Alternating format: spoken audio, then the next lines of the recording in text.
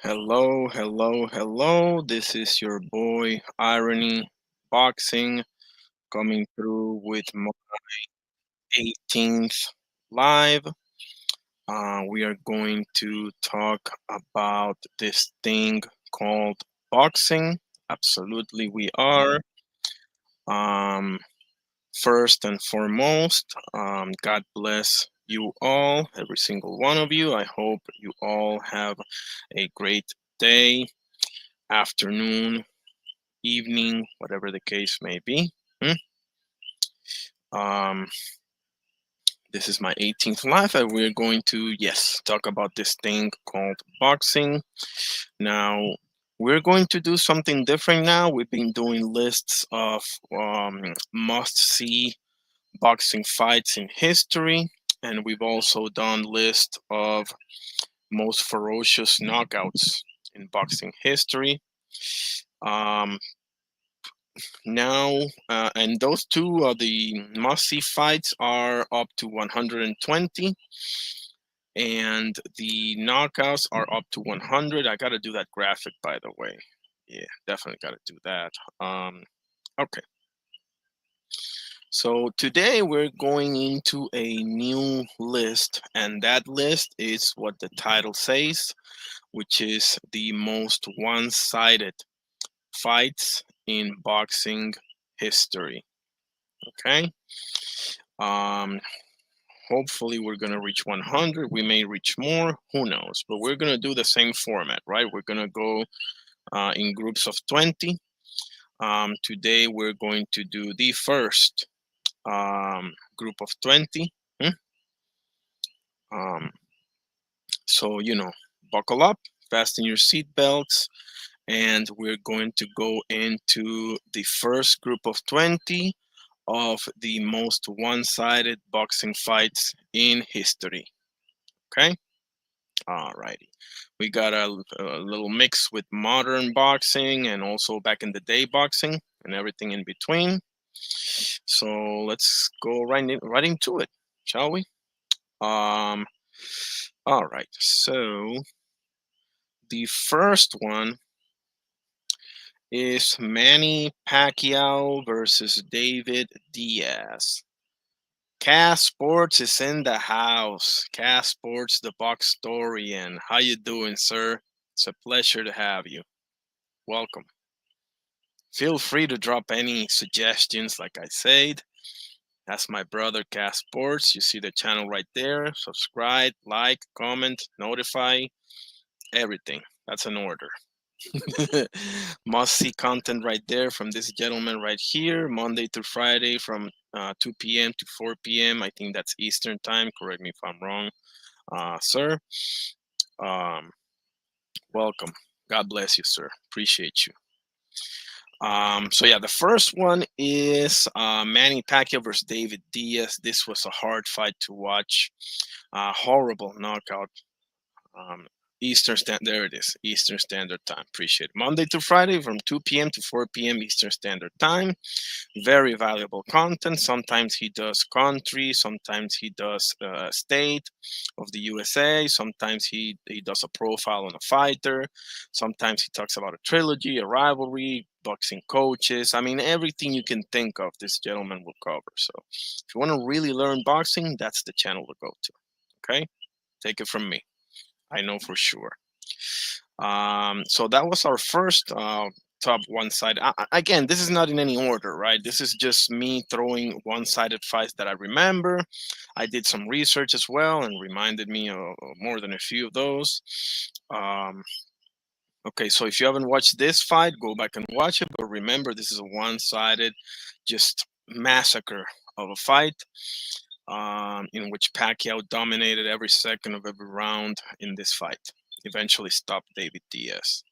Okay, one of his many highlight performances for the Pac-Man from the Philippines, the pride of the Philippines.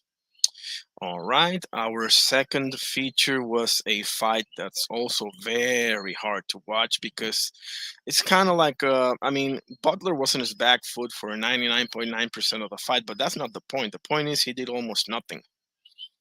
He did almost nothing. Naoya Inoue just had his way with Paul Butler. Naoya Inoue has more than a few one-sided fights, obviously, but this one to me is the most glaring one of them all. Eventually, he stopped him, of course. I think it was to the body, but Paul Butler did damn near nothing in this fight. I mean, unbelievable. Naoya Inoue was basically playing with him, you know. So definitely worth a look. This is I mean, as one-sided as it gets right here. Now, oh yeah, the monster Inoue, who's fighting on December against David Alan Picasso. Eventually, the plan is to fight Junto, the samurai Nakatani. I call him the samurai. I don't know what his nickname is, but I'm very high on Junto Nakatani personally. I appreciate it, brother. Great images. Yep, I learned from the best, didn't I? um, so yeah, Inoue Butler. That's our second featured one-sided fight. Okay, of this first group of 20. Go and have a watch and see what a pound for pound greatness looks like against Paul Butler. Okay. Um, all right. What is our third one? I don't even know. I don't even remember. What is our third one? Oh boy, Cass, you're gonna love this one, Cass. That's Muhammad Ali versus Cleveland Williams. Yes, sir. This was. I don't think it's even arguable, right? This is the greatest performance in Muhammad Ali's storied career. This was prime Ali, obviously. It looked like a fighter in how do you say like how do you say slow motion? What's the opposite? Like a fighter working at a 2.0 speed against a fighter in slow motion, bro. It was man, it was the master in action. Really was. Muhammad Ali just put on a masterpiece, just a symphony of boxing, hitting with so many shots that Cleveland didn't know what the hell hit him. Like he was like, "What's happening here? Am I fighting like one dude, or is it like five guys that I'm fighting?" And eventually, of course, he stopped them.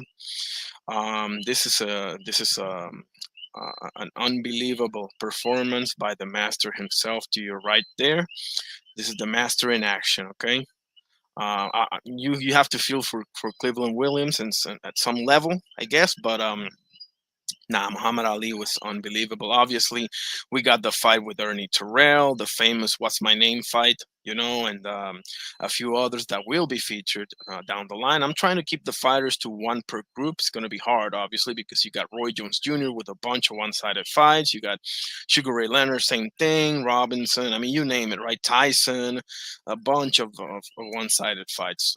So we'll see. We'll see how much we can stick to the one per group. I'm not feeling too confident though, but we shall see.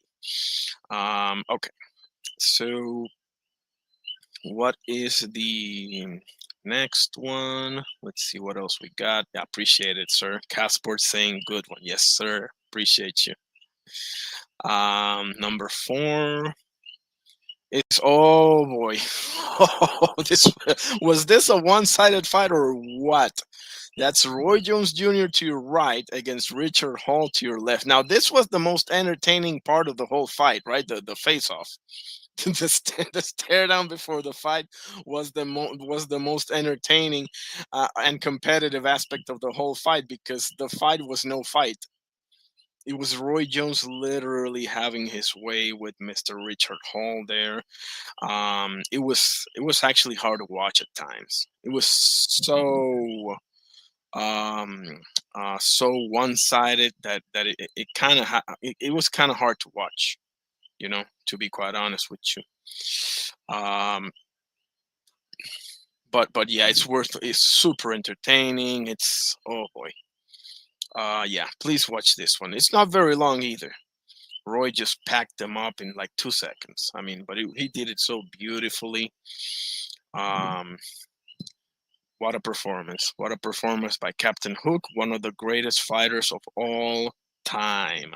Okay, right there to the right of the screen.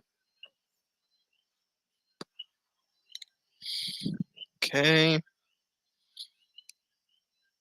As you can see, I switched from Bud Crawford to Jayo Petaya. For Bud Crawford was for like a good 2 weeks, maybe even more. He'll come back. I'm confident Bud will come back. Hold on, I select the wrong one. Who's the fifth one? Let's see. I'm surprising even myself. I'm not even surprising you. I'm surprising me as well. Oh yeah, oh yeah. You see, I said I tried to stick with one fighter per group. I already breached that contract. I already did. 'Cause we got Manny Pacquiao again versus Antonio. I got cast in my hands Margarito. Look at that eye from Margarito. Does that tell you the story of the fight or what? Like, look at that eye. How he even sees now is beyond me, man. Because that eye damage, that's some serious eye damage right there. Good God Almighty. Manny Pacquiao hit him with a million shots. Margarito didn't know what the hell was going on. They were fighting at different speeds, basically. You know, this was, I think he made it to decision. No, no, I think they stopped it. Yeah, the doctor stopped it and everything. So, um, great performance. And another illustrious performance by Manny, the Pac Man, also known as the Pride of the Philippines, Pacquiao. Yes, sir. Um, Unbelievable performance. Unbelievable. Go ahead and watch this one if you haven't. Needless to say, all are recommended, obviously. Okay, so that was our fifth selection. Absolutely. Cass is saying that should have been already stopped at that. Yeah, couldn't agree with you more. Couldn't agree with you more, sir. He was hitting him at will. Margarito couldn't see the shot. Margarito couldn't see the shots coming with his eye 100%. Imagine with the eye like that, you know? It's just too quick, too good for you. And those casts in your hands ain't working so much, do they? Anyway, number six is, oh, this is a hard one for me. Yeah, that's Floyd. Money, was he Money by then, or he's still Pretty Boy? I think it was still Pretty Boy by then, right? I think so. Yeah, I think he was still in the Pretty Boy phase of his career against Arturo Thunder Gotti. I mean, that picture right there tells the story of the fight. I remember one round of the fight.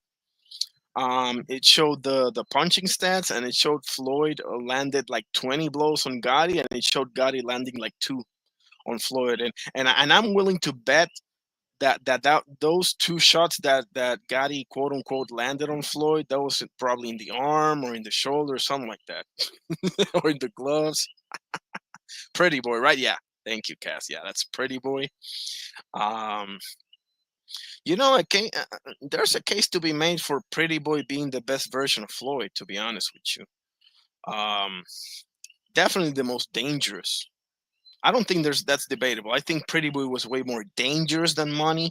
Money could be more mature, more boxing IQ, defensively. I mean, worlds apart, right? But as far as dangerous, yeah, I think Pretty Boy takes the cake there, right? For sure. Gotti will tell you that. Corrales will tell you that. A bunch of them will tell you that. Unbelievable performance by Mr. Floyd Pretty Boy Mayweather. Yes, sir. Yes, sir. That was our number six. And Cass is saying it. Pretty Boy beats Money. I mean, oh man. Yeah, I'm gonna go on a limb and say yes. Yeah, I'm gonna go on a limb and say yes. Yeah, yeah. The Pretty Boy was more dangerous. He was a little more reckless, right? Would you say, Cass? He was a tad bit more reckless than the Money Mayweather was, but yeah, I'll take Pretty Boy over Money slightly. Yeah, I'm gonna say like a 55, maybe 60-40, not more, not more. 55-45 or 60. That's interesting. And now that I think of it, it is interesting. Yeah, I think Pretty Boy takes the cake. Yeah, I would say so. What was that, number six or number seven? Yeah, I messed up again. Sorry. Yep, a lot. Yeah, a lot more aggressive. Oh yeah, that's for sure. Yeah, Money was way more defensively responsible. Money was like, let's get this W as punishment free as possible. Which is fine. I mean, obviously it worked out for him either way, right? Um, yeah, for sure, way more aggressive. And offensively, I think was a little better. Pretty Boy. Yeah, I would say so. Quicker and yeah. Number seven, obviously, we have Terrence Bud Crawford. I think he's an all-time great fighter. I'll put him right up there with whoever you want to name. Mayweather, Ali, Robinson, um, Roy, Leonard. I think he belongs there. Call me crazy, call me,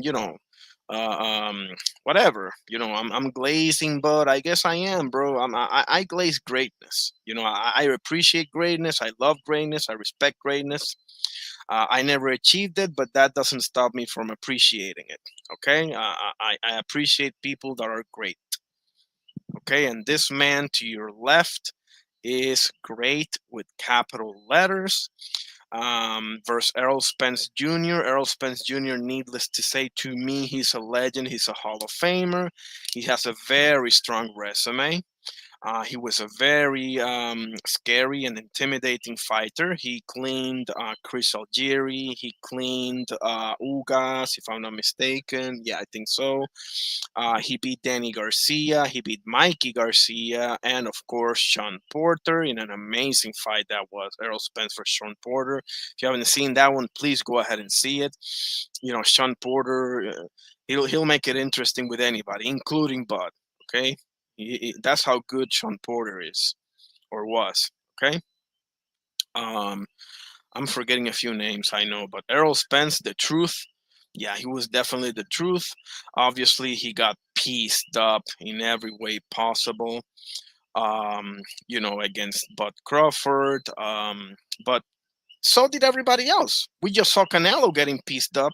You know, that's another all-time great fighter. Sometimes it happens, bro. Sometimes you run into this dude. It happened to Jack Dempsey against Jim Tunney. He's 0-2 against him. That doesn't take away necessarily from Jack Dempsey's greatness. I appreciate that, Cass. You too, man. You're a great person. You're a gentleman. I love talking to you. Yeah, that type of talk is what I love, man. Like grown ass man talk. What do you think of this? What do you think of that? Agree, disagree. That's okay. Next topic, this and that. Like, yeah, real boxing talk, bro. You're a great person too, bro. God bless you. I mean that. Um, but yeah, I mean, people are turning on Errol Spence, and you know what I think, Cass? You know what I think, Cass? I think Errol Spence is gonna sadly be one of those fighters that oh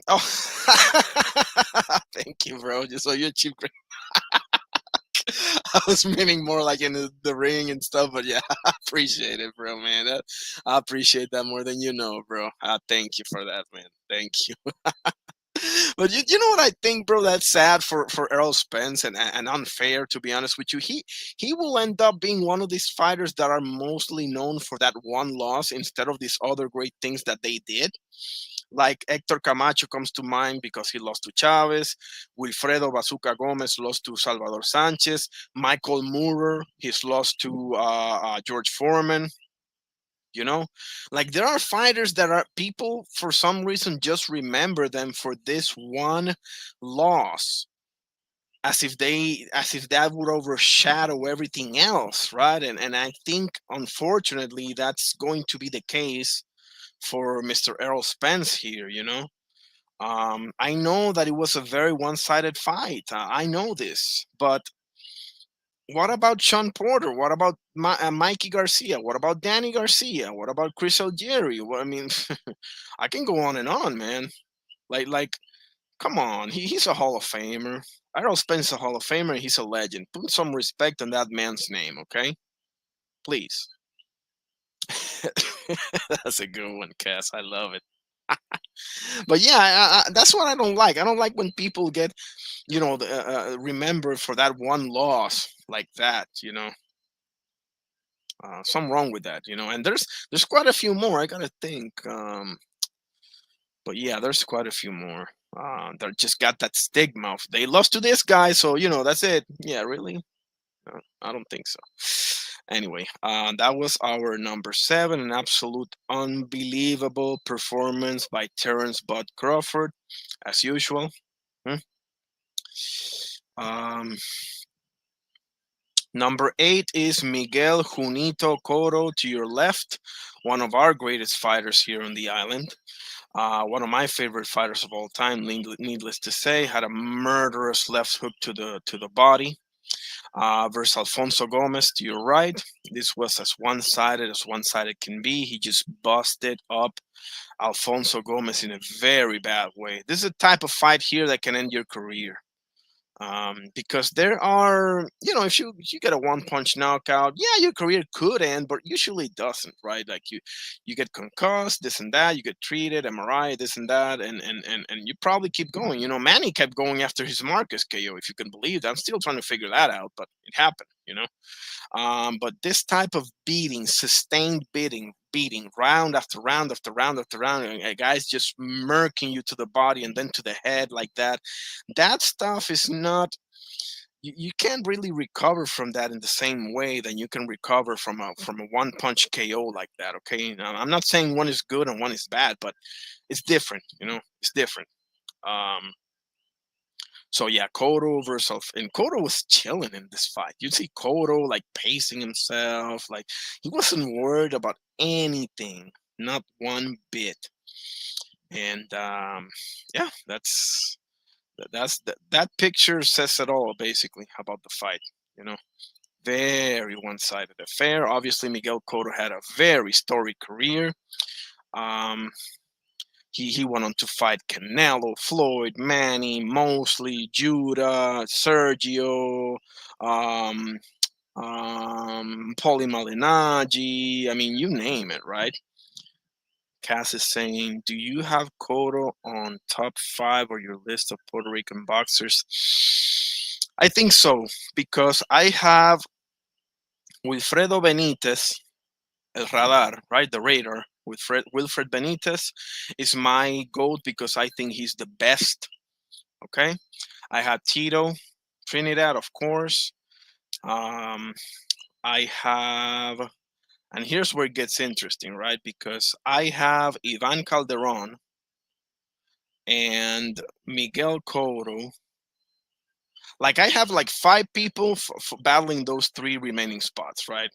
The Benitez and Tito are not non-negotiable to me, But then I have Cotto, Calderon, Camacho, Gomez, and Carlos Ortiz. Now, the problem with Carlos Ortiz is I haven't seen next to nothing about him, but I know about him. Like, I know about him enough to put him there. Um, Edwin Rosario misses it, obviously. I don't think he was up there, no disrespect. And Juan Laporte, Alfredo Escalera, all of those can make the case for top 10, but top 5 is between them. But I think Cotto makes it because I would say Cotto, Camacho, and Calderon rounds up my top 5. And that seems crazy because Bazooka Gomez, a lot of people here have him as his GOAT. A lot of people. He was, I think, 32-0 with 32 KOs. I think that was 122 pounds. That's unheard of. In those weight classes, that's unheard of. You can find heavyweights, cruiserweights, middleweights, or welterweights, or even lightweights. But 122, 32-0 with 32 KOs, that's unheard of. Okay. I might disconnect. If I disconnect, I'll come back. Okay, because I think my connection is dwindling. Just saying. But yeah, I would say so. How about you, Cass? Do you have him in your top 5 Puerto Rican boxers? Good question. Good question. Um, Gotta do that one, Cass. I know you and we're gonna do the top 10 or top whatever, Puerto Rican fighters. Yeah, definitely got to get my ducks in line for that one. Oh shoot, I selected the wrong one again. So number 9 featured one-sided fight on the group is, yep, Vasily Loma. Yes, top 5 for Miguel. Okay. Yeah, absolutely. I mean, especially if you look at his toolbox, right? Like, not for nothing, his toolbox was deeper than Tito's even. It's just that I can't deny Tito. Tito's special. Tito's one of a kind. Tito. We live and breathe for Tito Trinidad here. Like you know, personality, charisma, knockouts, all of that. So, but if you really look at the toolbox, Miguel Cotto has a deeper toolbox than Tito does. So yeah, for sure makes the top five. This one is Loma versus Nicholas the Axeman Walters. Now, this is very important to note because Nicholas, as bad as Loma made him look, he eventually quit on the stool. Right? I don't like to use the Q word. Okay, I'll say he didn't want to come out. Okay, he didn't want to come out of the corner. He was getting um, what's the word I'm looking for? He was getting outclassed in every single aspect. Loma was embarrassing him.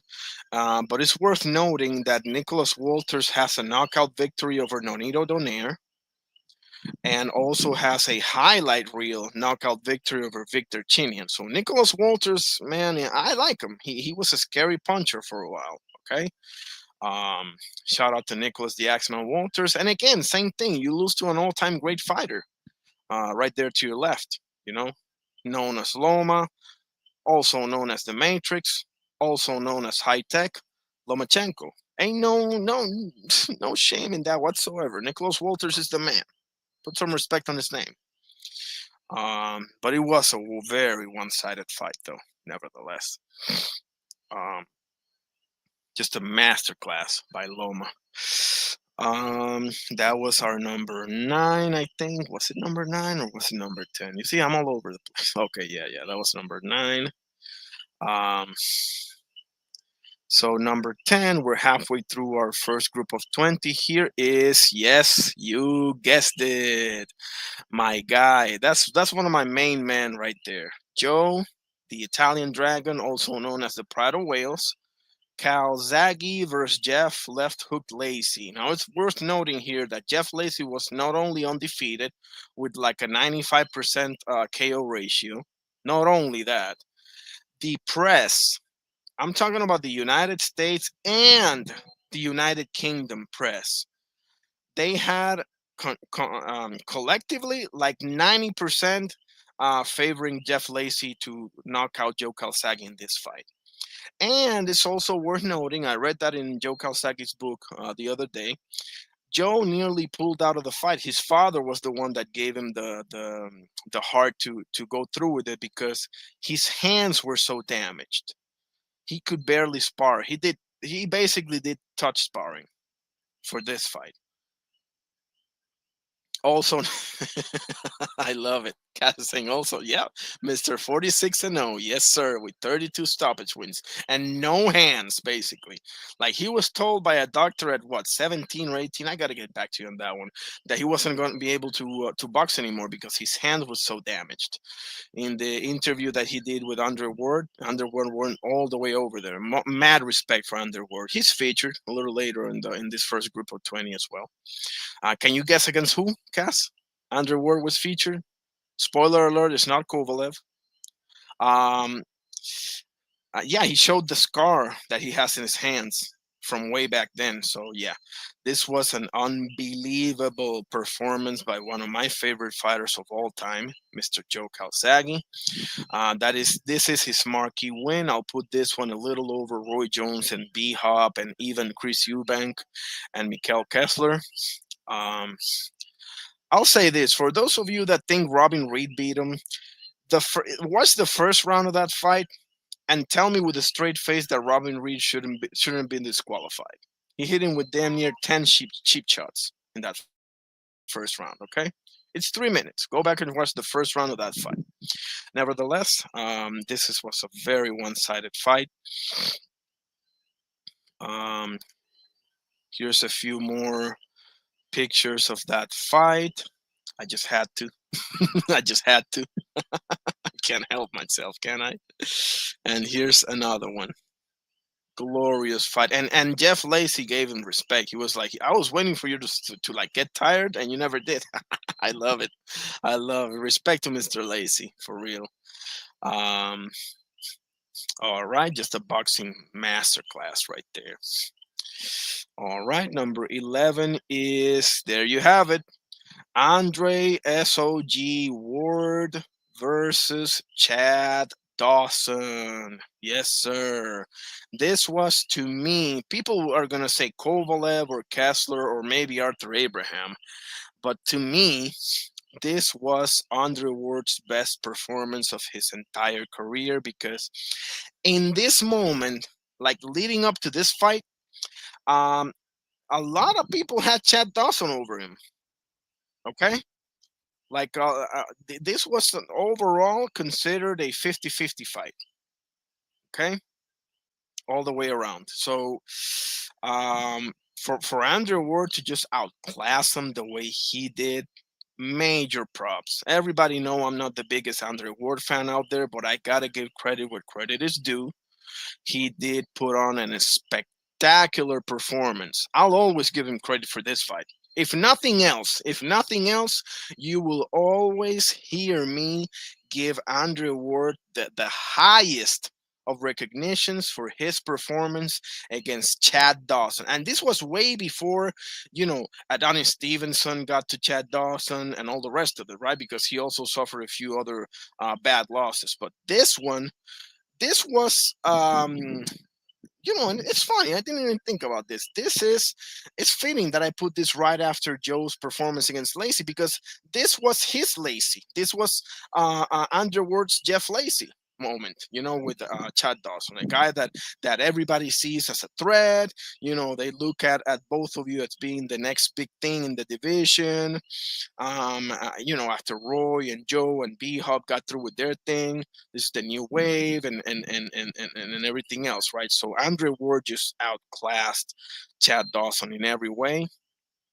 He will always get major, major recognition from me for this fight, if nothing else. Okay, great job, SOG, Mr. Andre Ward, amazing fighter. He is. Um, Number 12. Oh man, this is a hard fight to watch for me.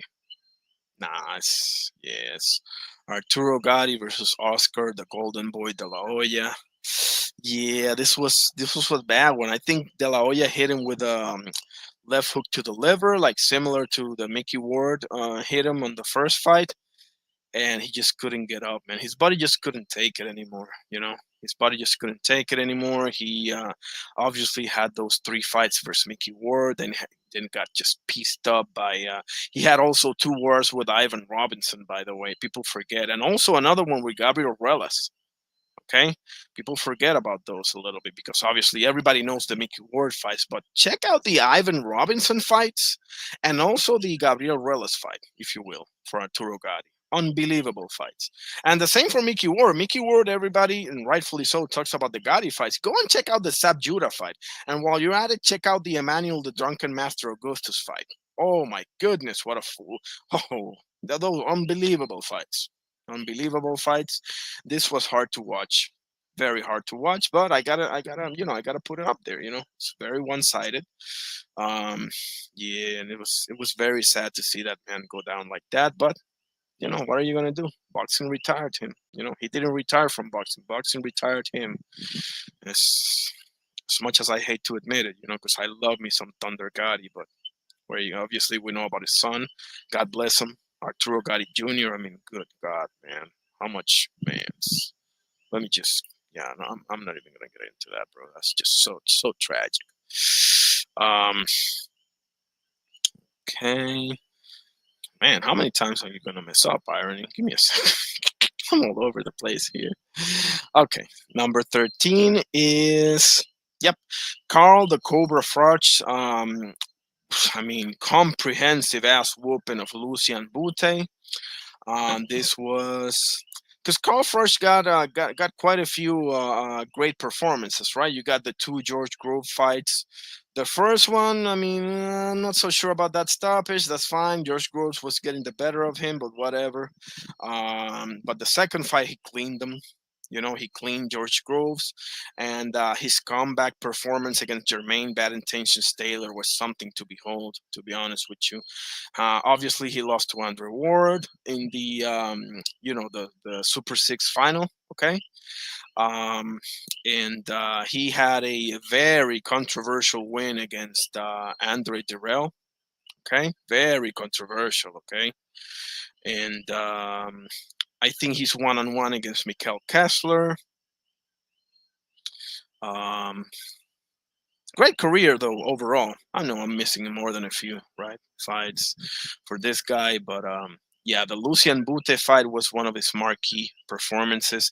Obviously, it's hard to argue with either George Groves two or Jermaine Taylor, right?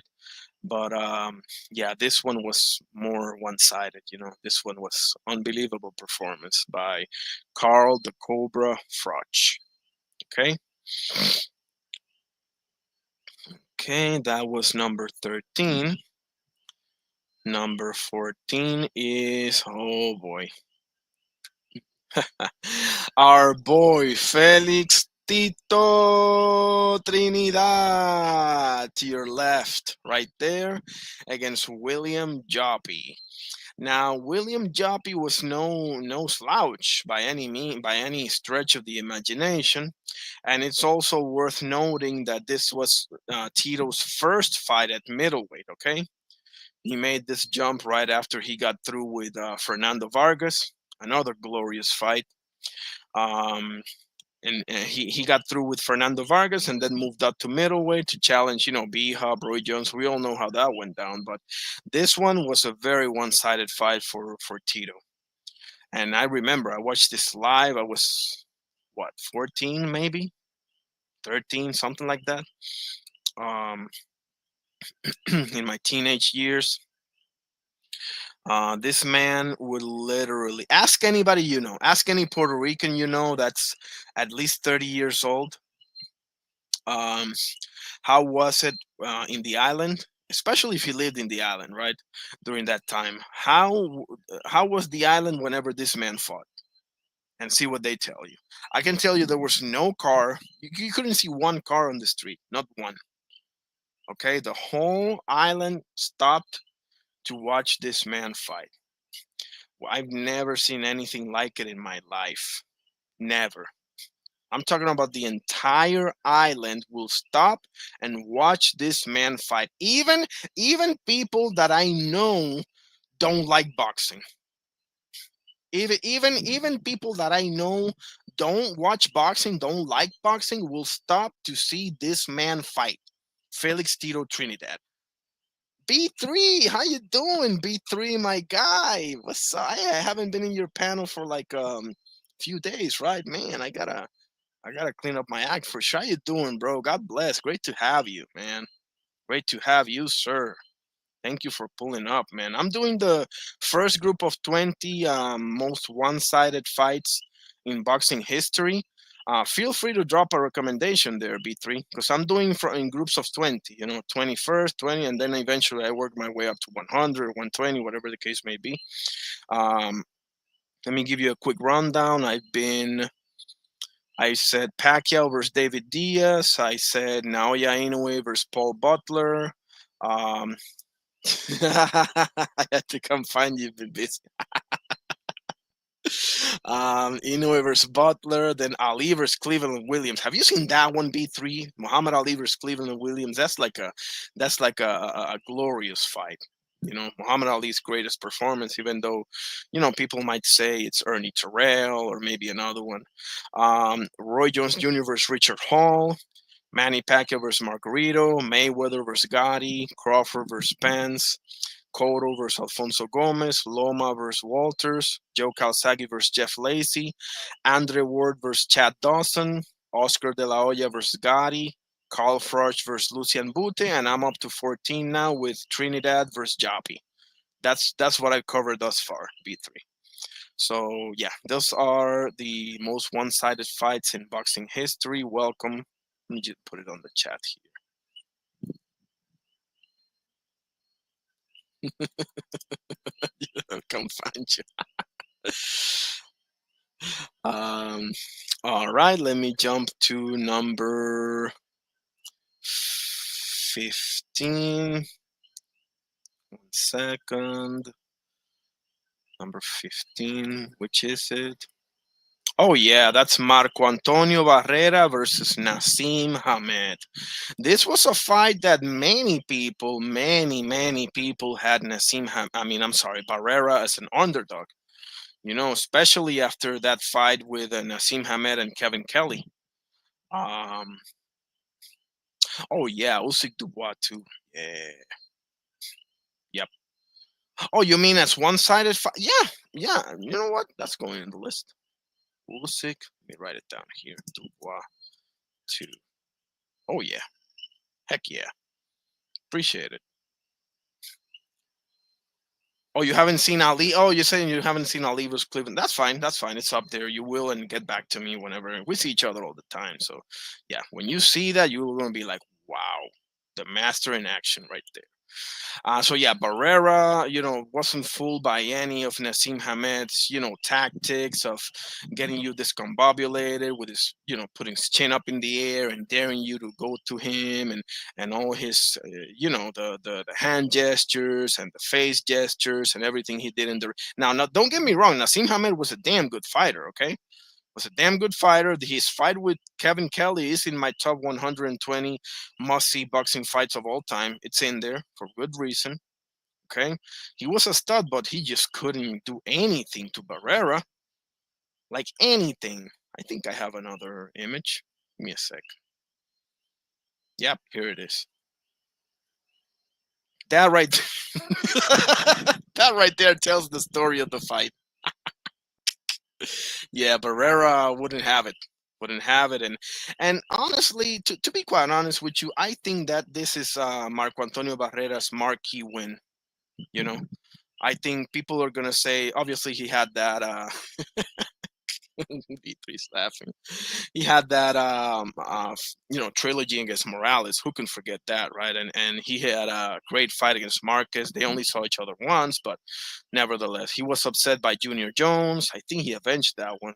Not sure, but yeah, I mean, there's a few of them that you can pick from, but I genuinely believe this was Barrera's marquee win. Nassim Hamed, and it was a very one-sided fight. Okay, very one-sided fight. I remember one time he turned Nassim Hamed. He was so fed up with Nassim Hamed's BS that he full Nelson him basically, and just ran his head onto the corner there. He got. I'm not gonna lie, he got a little lucky that he wasn't DQ'd by that, but I was happy. Anyway, okay, that was number 15. Very entertaining fight though, but nevertheless very one-sided as well. So we move on to number 16, which is, oh yeah, this is my second favorite heavyweight of all time, the Eastern Assassin, Mr. Larry Holmes. Yes, my number one favorite. Not who I think is the best, okay? Even though I think he's up there, obviously. But my favorite heavyweight of all time is Big George Foreman. Number two, and a very close second, is this man right here, to the right of your screen, Larry Holmes, otherwise known as the Eastern Assassin, otherwise known as the best jab in boxing history. Yeah, I said it. Okay. Um, Against Marvis Frazier, Joe Frazier's son. Obviously, it didn't pan out for him. He tried against. He got massacred against Mike Tyson, and he got massacred against Larry Holmes. Larry Holmes was blasting him at will, bro. It was very hard to watch. Very hard to watch. Mills Lane was the referee. I just saw this fight the other day. Mills Lane was the referee, and he was like with the jab. He put the jab right on Marvis Frazier's. Actually, hang on a second. Don't I have an image that shows that? Give me one. I think I do. Hopefully, I do. It's well, more or less. There you go. Like he had a pin in the corner, right? But the left glove from Larry Holmes, he had a pin to Frazier's head, and with the right hand, he was telling Mills Lane, like, aren't you gonna stop this? Wham! Hit him with like a 5 or 6 unanswered right hooks. I mean, like literally unanswered. And eventually, he got stopped. It was very hard to watch. I kind of feel for Marvis Frazier because you're the son of a legend. You got all these big shoes to fill and just couldn't pan out. But hey, you tried, bro. You trained. You went up in there, and obviously this is one of the deepest and toughest heavyweight classes of all time, right?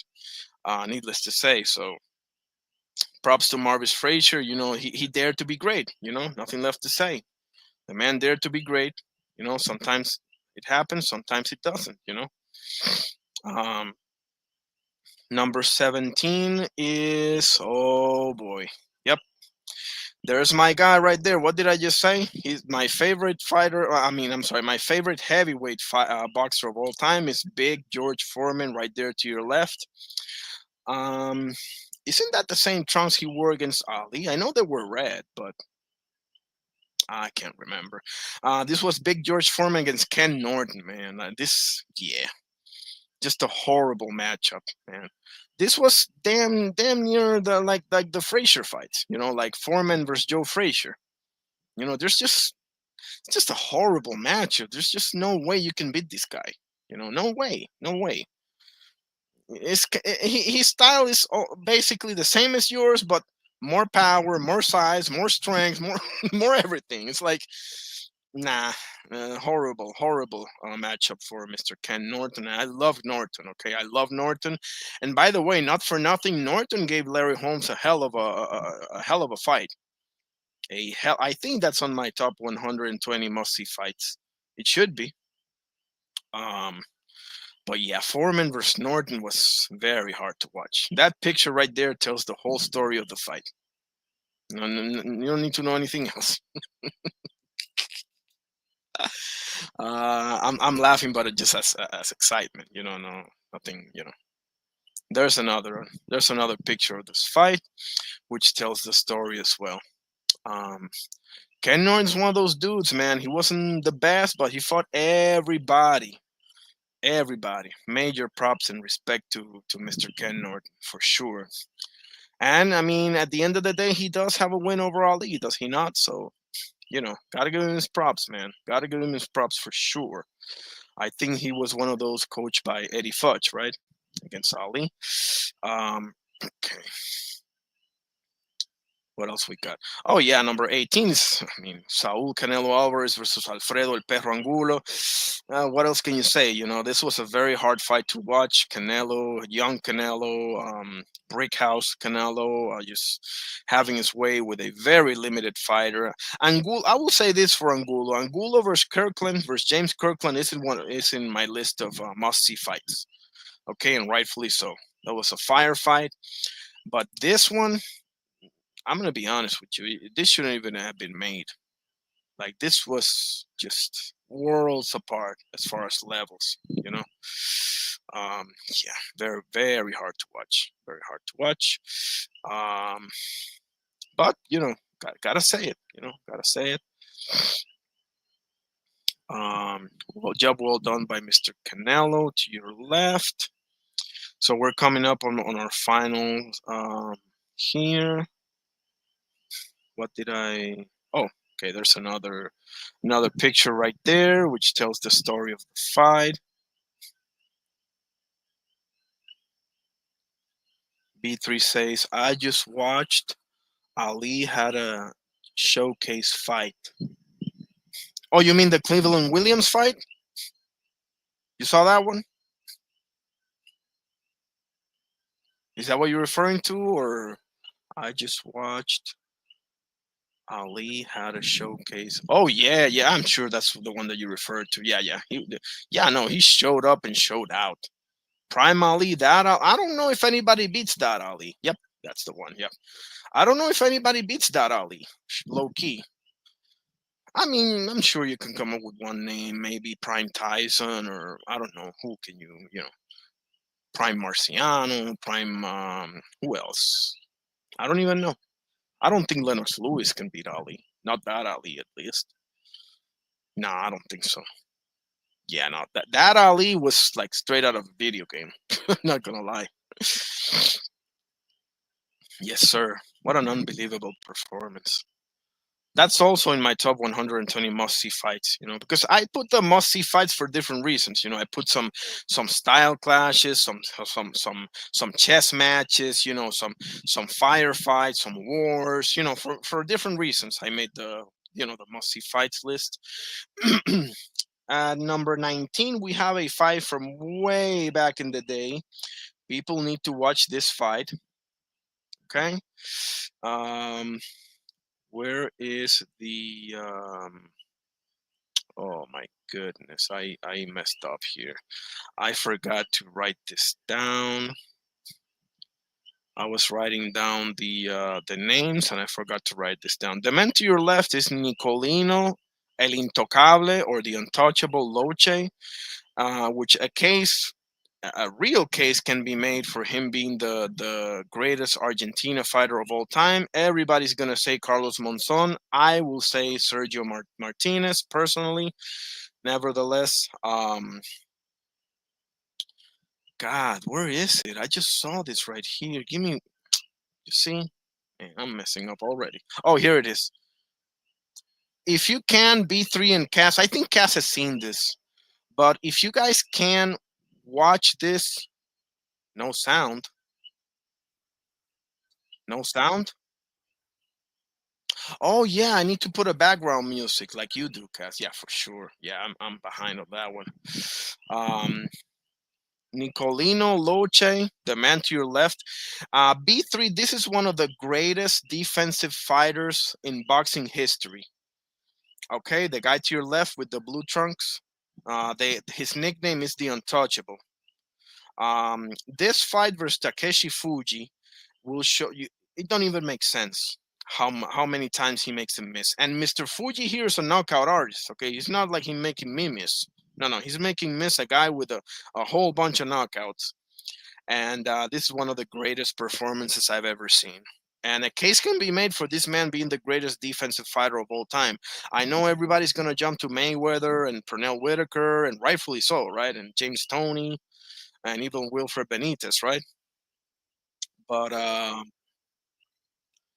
yeah, this man to your left, what a performance in this fight! Good God Almighty! Watch if when any of you have time, if you haven't seen this fight, go back and watch, or the highlights, or the best moments, whatever the case may be. You're gonna be like, whoa, what am I watching?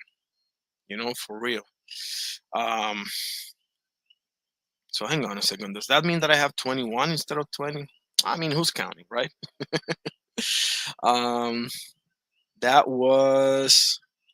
Oh, here's another photo. Yep, that fight, Nicolino Loche. What an unbelievable fighter. Obviously, he didn't live the most disciplined lifestyle ever.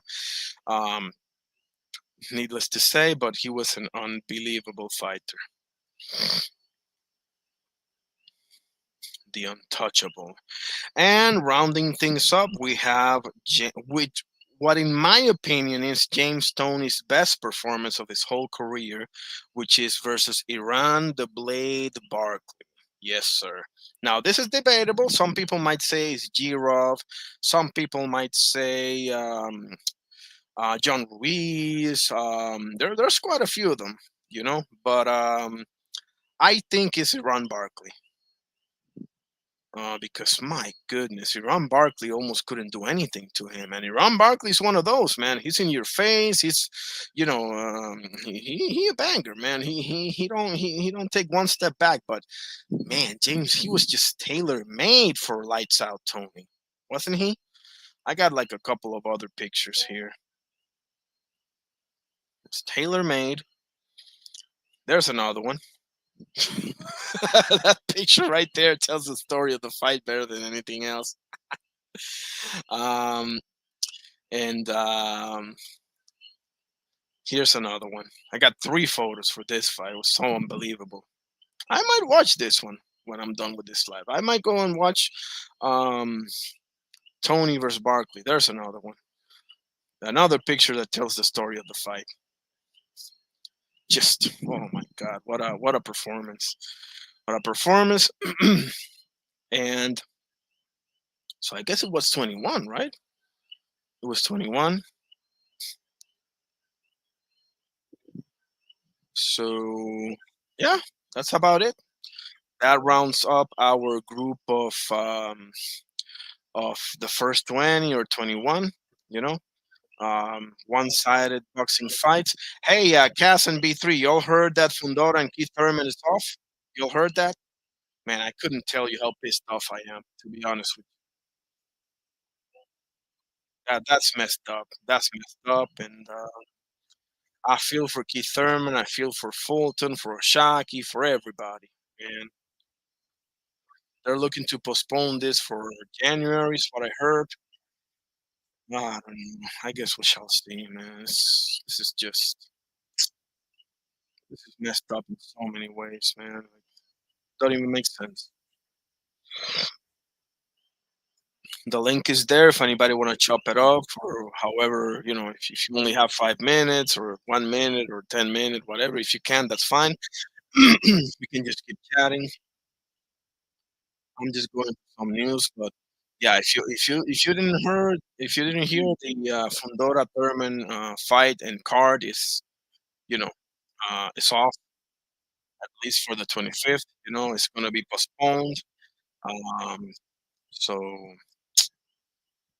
man, this is so fucked up, man. Like, I mean, at least it's not the November card, right? Which is the one that I'm really like, okay, you know, hoping that nobody pulls out, nobody fast one on anybody, so to speak. But but yeah, I mean that's what happened. Fundora citing a hand injury. So that whole thing is not going to happen in 2 weeks.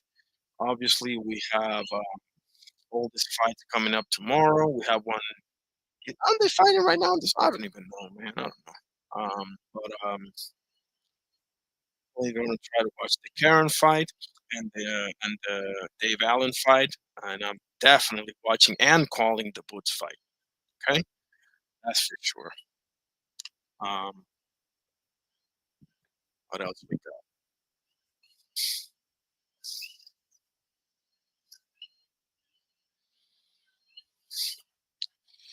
Let's see. Oh, Alfredo Santiago, he challenged Keyshawn Davis. We'll see what happens with that. Um, also, oh, it says here, look at this. Badu Jack versus Noel Mikhailian rematch set for Los Angeles card on December 13. What is that one? Um, December 13. I think um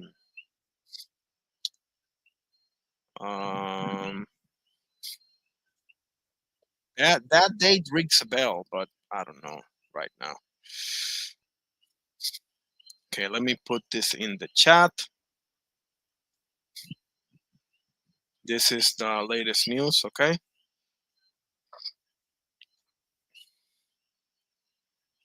Okay. Um, gonna watch it on the screen here. Okay, what else we got? Um, yeah, everybody weighed in, the Boots, the Lima, and the Allen and Magburov and all the rest of them. Um, Frank Bruno, Amir Khan, among many, to pay tribute to Ricky Hatton, Manchester's favorite son. Wow. Um, Obviously, God bless and rest in peace Arturo Gotti Jr., Ricky Hatton, and all the rest of them. Needless to say. What else we got here? Boots and Lima made weight. The time is now for Boots Tennis to step up his competition. Now, let me ask you guys in the chat. Put it on the chat. Who do you want to see Boots against versus after Lima? I know it's kind of disrespectful to say that because obviously they haven't, you know. Um, oh, look, look at this, Doctor Boxing Talk. I officially made it. I got Doctor Boxing Talk joining my live, man. God bless you, bro. Man, welcome, welcome.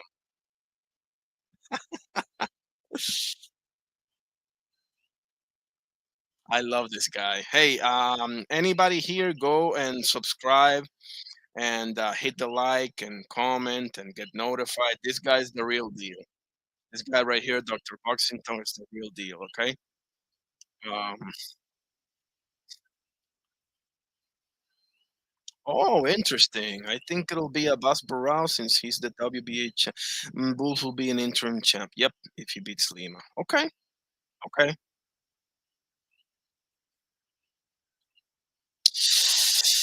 Um, do you? Yeah, it makes sense because I mean, hey man, anytime you're very welcome, bro. You know, absolutely. But I'm not gonna lie, I kind of prefer Sander fights Abbas and Boots fights Virgil, but that's just me. You know, that's just me. But yeah, I think it'll be Abbas Morale. And Xander gonna probably fight either Santillan or Jalil, maybe. You know. Um, Speaking of Jalil, you know the guy that he lost to in Puerto Rico is fighting on Boots undercard. You know, Jose Cheito Roman, and like I told you before, Doctor, feel free to drop me a recommendation on one-sided fight. Oh, how could I forget? Here, you're gonna like this. What was the um, what was the Yeah, I'm not sure either. We got B3 in the house. How you doing, my brother? I'm doing well to find out right now. How you doing today, bro? I'm good, bro. God bless. Likewise, man. Go ahead. What you got for me? Man, it's been a long day. Um, Listen, just wanted to call and chop it up with you. First time, really been able to check you out while you was live. So, man, I'm glad I'm up. I'm usually asleep right now because I be waking up at 4 a.m. working. But Okay. no, it's unfortunate that the Fondora fight card is falling out because I was looking forward to Oshaki versus Coolboy. Me too, bro. More than anything, that was the fight. You know. Yeah, and I feel like they should try. They should have tried to do something with that fight, and maybe, maybe Pro Box TV can pick it up. I don't know, man. I mean, I think it's Um. the main event. Yeah, it is definitely main event worthy. I mean, it's for a title for Yeah. starters. Mm-hmm. Um. I Yeah. think so. So, Yeah, I wouldn't mind they put that as. I mean, I'm just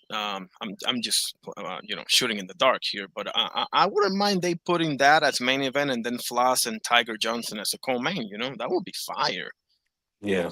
Just throwing that out there. You know, but I want to get your take on one fight, and that's Mhm. Naoya Inoue versus Junto Nakatani. Mm. Great fight, man. I'm gonna be honest with you. So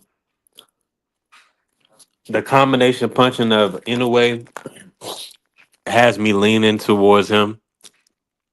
Just to what I was seeing over the last couple of fights, but with the MJ fight, it's kind of concerned me. Now MJ can box. He's patient, but I didn't like that style. I didn't like how Inoue wasn't letting his hands go. I feel like I like him when he, throws a lot of combinations and gets guys out of there. Mm, Yeah, I'm gonna be so right. So for the last couple years, I was a huge Junto fan, but then I started watching him a little bit more, and his defense isn't there, man. It's not there. yeah. He allowed, I think it was Nishida. Yeah, he allowed Nishida to land some big shots on him. I was like, what is going on with Junto's defense? Man, I was really disappointed. So I think he's going to allow Inoue to land way too many big shots. Um, and if he gets in a firefight where he's letting his hands go and Inoue's letting his hands go. I think Inoue's the bigger puncher. Just like one punch power. I think more so Junto is a beat you up over accumulation. So I like Interesting. not that he can't knock you out with a punch, but I don't see him as a, what I'm saying, like think about Nishida, you know what I'm saying, he beat him down, corner had Yeah, to stop it, or even Maloney, he clipped Maloney, but that was after Maloney was beat down for 12 rounds, you know what I'm saying, and then he finally clipped him in like the 12th. So I just feel like Inoue is a little sharper, and he's gonna have to be against Junto. But once they start going into exchanges, I think Inoue get the better of the exchanges. I'm gonna say, I'm gonna say, if it goes past,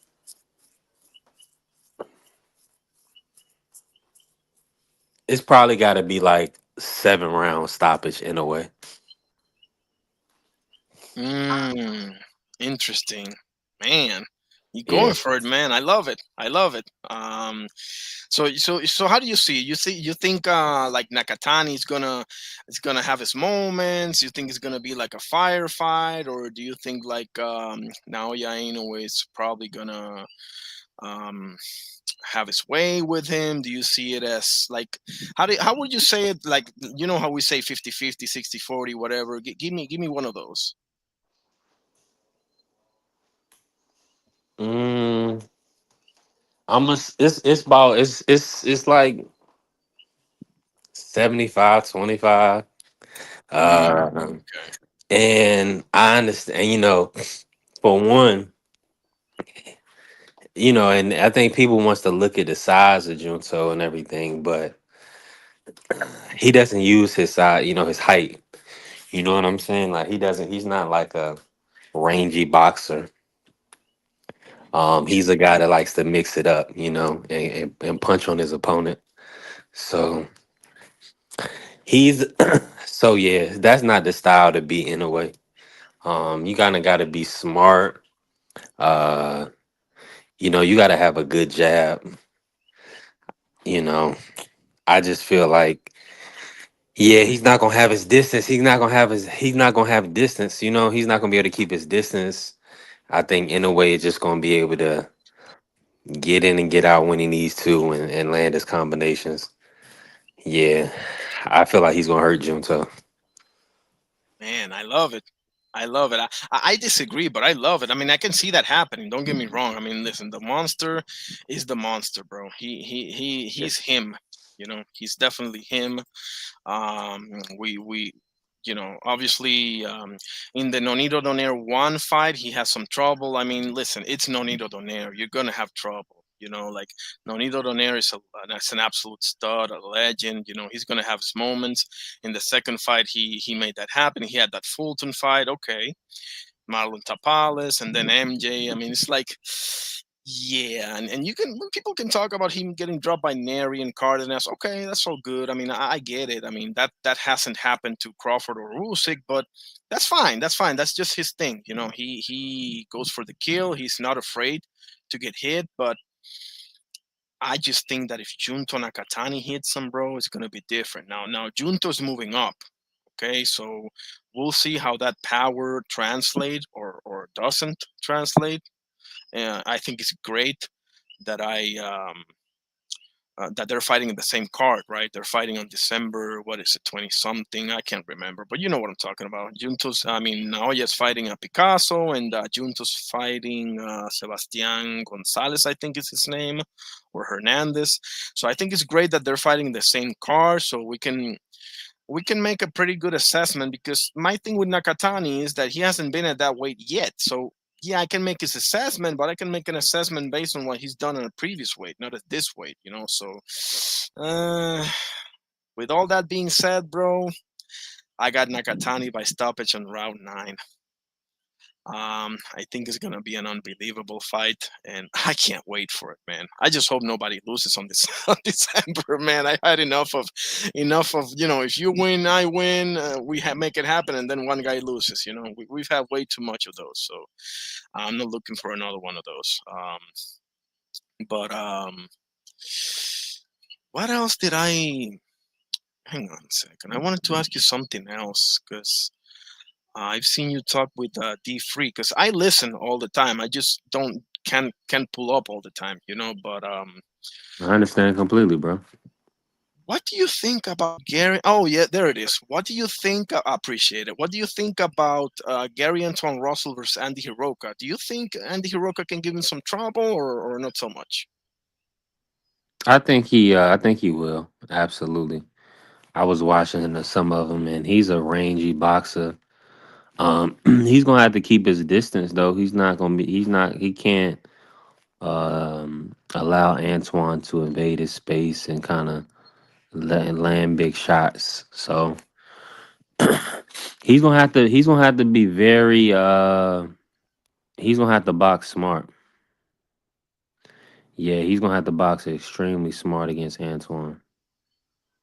But Gotcha. I think that's a good fight. I think that's a great fight, man. Shout out to Andy Hidioka. I believe he's like Ghanaian and Japanese. Yeah, yeah, I think so. Yep. Yeah. So Um, good fight. Interesting. Great fight, really. Yeah, I mean, he's I do like when fighters defend their belt. You know, I do like that. I mean, don't get me wrong. If you can unify, why not? Obviously, but you know, we got the Chakram Giyasov situation. We got, I guess now the Michael Hunter situation, and I mean, I guess you can say we have the Alfredo Santiago situation right now too. You know, you got Keyshawn right in front of him after him being number one. Now I understand that he wasn't the mandatory for Tio. That was Barbosa, obviously, but I don't know. I guess I'm a little mad that we see so many guys at number one, and then all of a sudden this guy cuts the line. You know, but yeah, Champion from the division below, but you know that don't have nothing to do with it. It's all about who's positioning the fighter. You know, yeah, uh, because think about it, Boots is getting the interim at 154. 154 on his first fight with Lima. So I mean, he jumped the line, so to speak. But I guess because he was the champion at 47, he gets preference. You know. yeah, And because he's a ticket seller, of course, but more so, you know, he gets preference. So yeah. Yeah, like my boy Dr. Boxing Talk just said, he thinks because I asked him who do you want to see Boots fight next, and he said, "I'm thinking it'll be a Barrow since he's the yeah, like you just said, you know, WBA champ, and he will be an interim." Barrow, man, I love that guy, man. I love that guy. He's got all the hunger that you're looking for in a fighter. He's not afraid of anything as far as I can tell. mhm. And I was thoroughly impressed because remember the stage was set, and Xander has got Xander, not for nothing, has had his plans, you know, wrenched up more than once. You know, originally it was supposed to be him and Charles Conwell, and then Garcia Perez happened, and then it was him and Tejas, and Abbas Barao happened. So, I mean, we'll see, man, because it doesn't seem like, based off of all of that, it doesn't seem like Abbas Barao is going to be the one fighting Xander. You know, it seems like it's going to be either Santillan or Jalil Hackett. So, um, we shall see, man. Boots, I think Boots. I'm so high on Boots, man. People are saying, "Oh, the opposition." Yeah, I hear you to a point, right? Yeah. I give him Stanionis and I give him Karen too.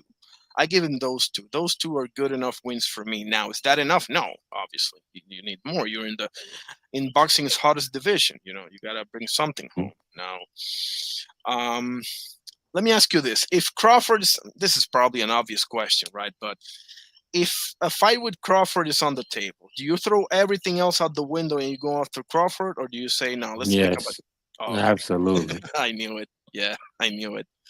without a Um, shadow of a doubt, because that's a legend. When else is he gonna be able to get a legend on his resume? yeah, You know, somebody as decorated as Crawford. You know. yeah, no doubt. I mean, nobody under the there's nobody on the spectrum that's even close. You know, so yeah, and even if you pick up a loss, I mean, so did everybody else. You know that doesn't stop anything. You know that doesn't. It didn't stop Gary Antoine Russell losing to Puello. You know, and there's a few. It didn't stop Teofimo losing to Cambosos. It didn't. You know, there's losses and then there's losses. You know what I'm saying? This losing thing. I keep telling people there are losses that can be actually good for you if you look at it properly. You know, Hmm. yeah, but man, we'll see. I mean, Boots, I think has it all, man. Boots has it all. Yeah, gets hit sometimes. Who doesn't, right? But I think Boots is him. You know, I think Boots is him, and not for nothing, I think Boots is the toughest matchup for Terence Crawford. Do I think he beats him? Probably not, but it's going to be a very tough matchup because Boots is athletic, he's smart, he's quick, he's got power. Oh man, and Eddie already said. I don't know if you saw. Eddie Hearn said. I mean, Eddie says a lot of things, right? But he said that he sees Boots at 160 very soon. Because he looks a little bit drained in 154. So we shall see, man. 160 ain't the deepest division in the world either. So um, you got Janibek. Yeah, miss me with Janibek, bro. You gotta prove it. That's another thing. Like people give Boots crap for the level of opposition. What about Janibek? I mean, you know, the oh yeah, I was in 160 the is a weak division. It is right, and this is a story division. You know, you got Monson, you got Hagler, you got B Hub, you got Triple G, Canelo, Hmm. and now you got Janibek. um, you got a one-sided fight that you want to throw my way? The only one I could think of right off the top of my head was the Usyk Dubois 2. Oh yeah, yeah, Um, I mean, one sided fight depends on what level, because I mean, you got Errol Spence versus Ocampo, or Errol Spence versus Mikey Garcia. yeah. Mm, Hey, that's a good one. Spence Mikey. Yeah, that's a good mhm. one. I had Ocampo somewhere down there in my third or fourth group of 20, but yeah, it doesn't matter because I had Canelo Angulo, and that's obviously when you look at Canelo's opponent, Angulo's. One sided fights. Devin Haney versus Regis Prograis. Oh, that's a great one. Haney Mm-hmm. Progress. There it is. Yep. That to me is Mm-hmm. Haney's best performance. Um, my brother and my queen thinks it's Antonio Moran. That's perfectly fine. But Mm-hmm. I yeah, I like got that to. fight. Oh yeah. Oh, and speaking of Devin Haney, you know where I'm going with this, right? How do you see the Norman? I don't think I've asked you this. I've asked almost anybody, everybody except for you and a few others. How do you see that one?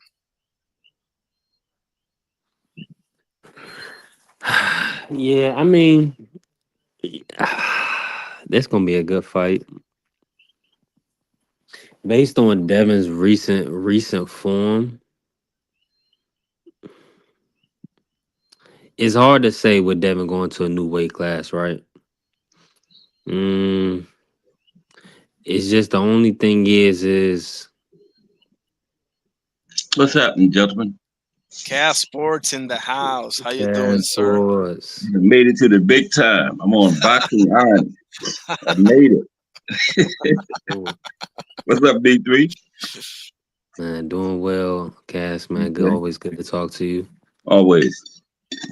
Yeah, we just late night chopping it up. He just asked me about Devin and Norman Jr. Oh, yeah. You know who I got. Yep. Yeah, you got Devin Haney. Yeah, by decision. UD. Yeah, and that's what I mean. The only thing is the skill set of Haney, you know? Mm-hmm. And he has now we've seen what he'll go through to get a W. Right. So it's kind of like even though the with the Jose Ramirez performance, it was underwhelming and he looked like he didn't want to get hit with any big shots. Yeah, Um, that's true. he still showed skills, you know?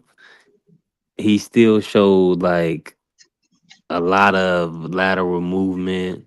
Um, you know, he was throwing some decent combinations when he did let his hand go. The only problem I have is this: I don't know how his punches is going to affect Norman Jr. If he's going to be able to um, slow Norman Jr. down at all. I just feel like when I watch Norman Jr. though, Mm-hmm. I don't see him being able to catch up to Devin.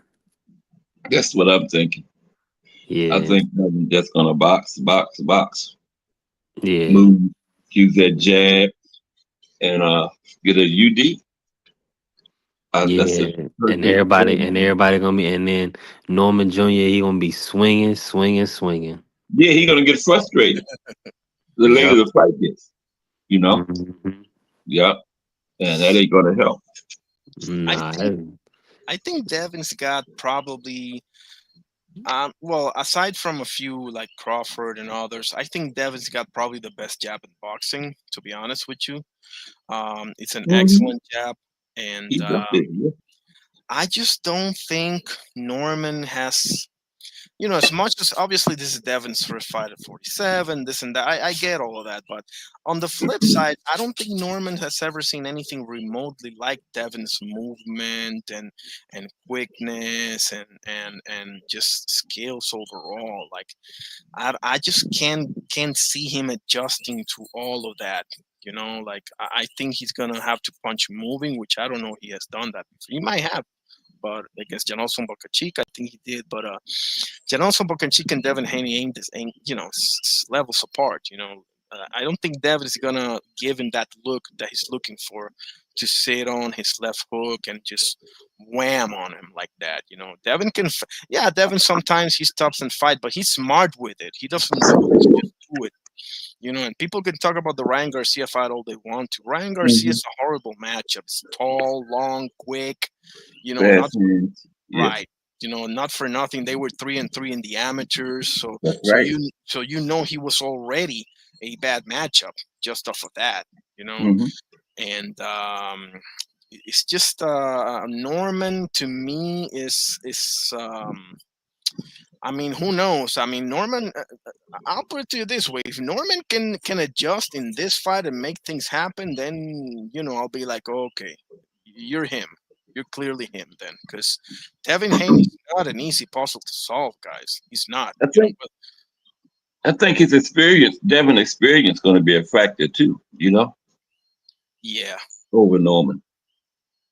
yeah, And because you Yeah. know, people say this is first fight at 147, but once he rehydrate, he probably fought at that weight plenty of times the way he going to actually be at by the time they fight. You know, so first fight at 147 officially, but the weight he going to rehydrate to, he probably been there plenty of times. He was what 165 against Regis, right? So Mhm. you He know, gonna be he gonna be a he gonna be right in that range. I don't think he's yeah, gonna get too heavy, but he gonna go up at least 20 pounds to probably about one sixty yeah. seven. It ain't gonna be at no new weight he ain't never fought it before. You know, I so think he's gonna be the bigger man on fight night, I do but too. I don't know if he's gonna be the stronger man though. Norman Jr. is very athletic and very strong. Yeah, it seems like he getting better too. You know, so Hmm. it ain't gonna be no walk in the park. Devin gonna have to be on point and you know be careful and do his work and everything. But I think he's gonna do it. I can't see Norman catching up to him. Man, I wish yeah, Devin. So like even like with the Regis performance, right? When he kind of hurt Regis at the back end of the fight, Yeah. it almost like that was like a frustration, like for Hmm. Regis side too, in that sense, you know. Like he was kind of like, oh, he got in a head and kind of got knocked off balance a little bit.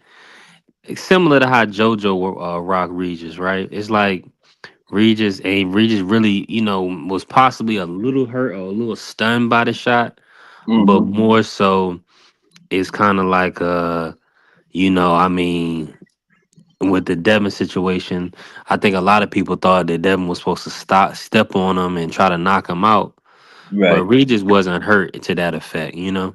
Yeah. If That's Regis true. was hurt to that effect, the referee was already looking to stop the fight, and the corner was already looking to stop the fight, you know. And Devin had the fight well in hand. You know. Yeah, nobody. But, So he yeah. wasn't really hurt to that effect. I Mhm. just feel like I don't know. But here's the situation: like we got to see Norman Jr. at that level too, though, Yeah. because it's hard to gauge Norman Jr. because he's a phenomenal talent, but then we haven't seen him against any champions. Nope. Now we did see Giovanni step on Rocha, but Rocha wasn't a champion. Nah. You see what I'm Yeah. saying? Yeah. So Gee, Ronnie. That he ain't no Devin level. Nothing Nah. like that. No. I agree with So, that 100%.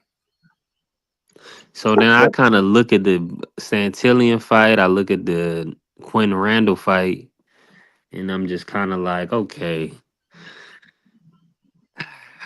if these feet show up, I don't know.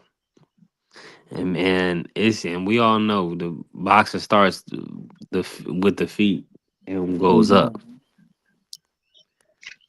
So it's just gonna be hard for him to. I think it's gonna be hard for that on that aspect of it because people say what they want about Jose Ramirez, but this is a high level boxer. This is not nobody that just came out and just started fighting people. He's like an Olympian, you on the USA Mhm. team.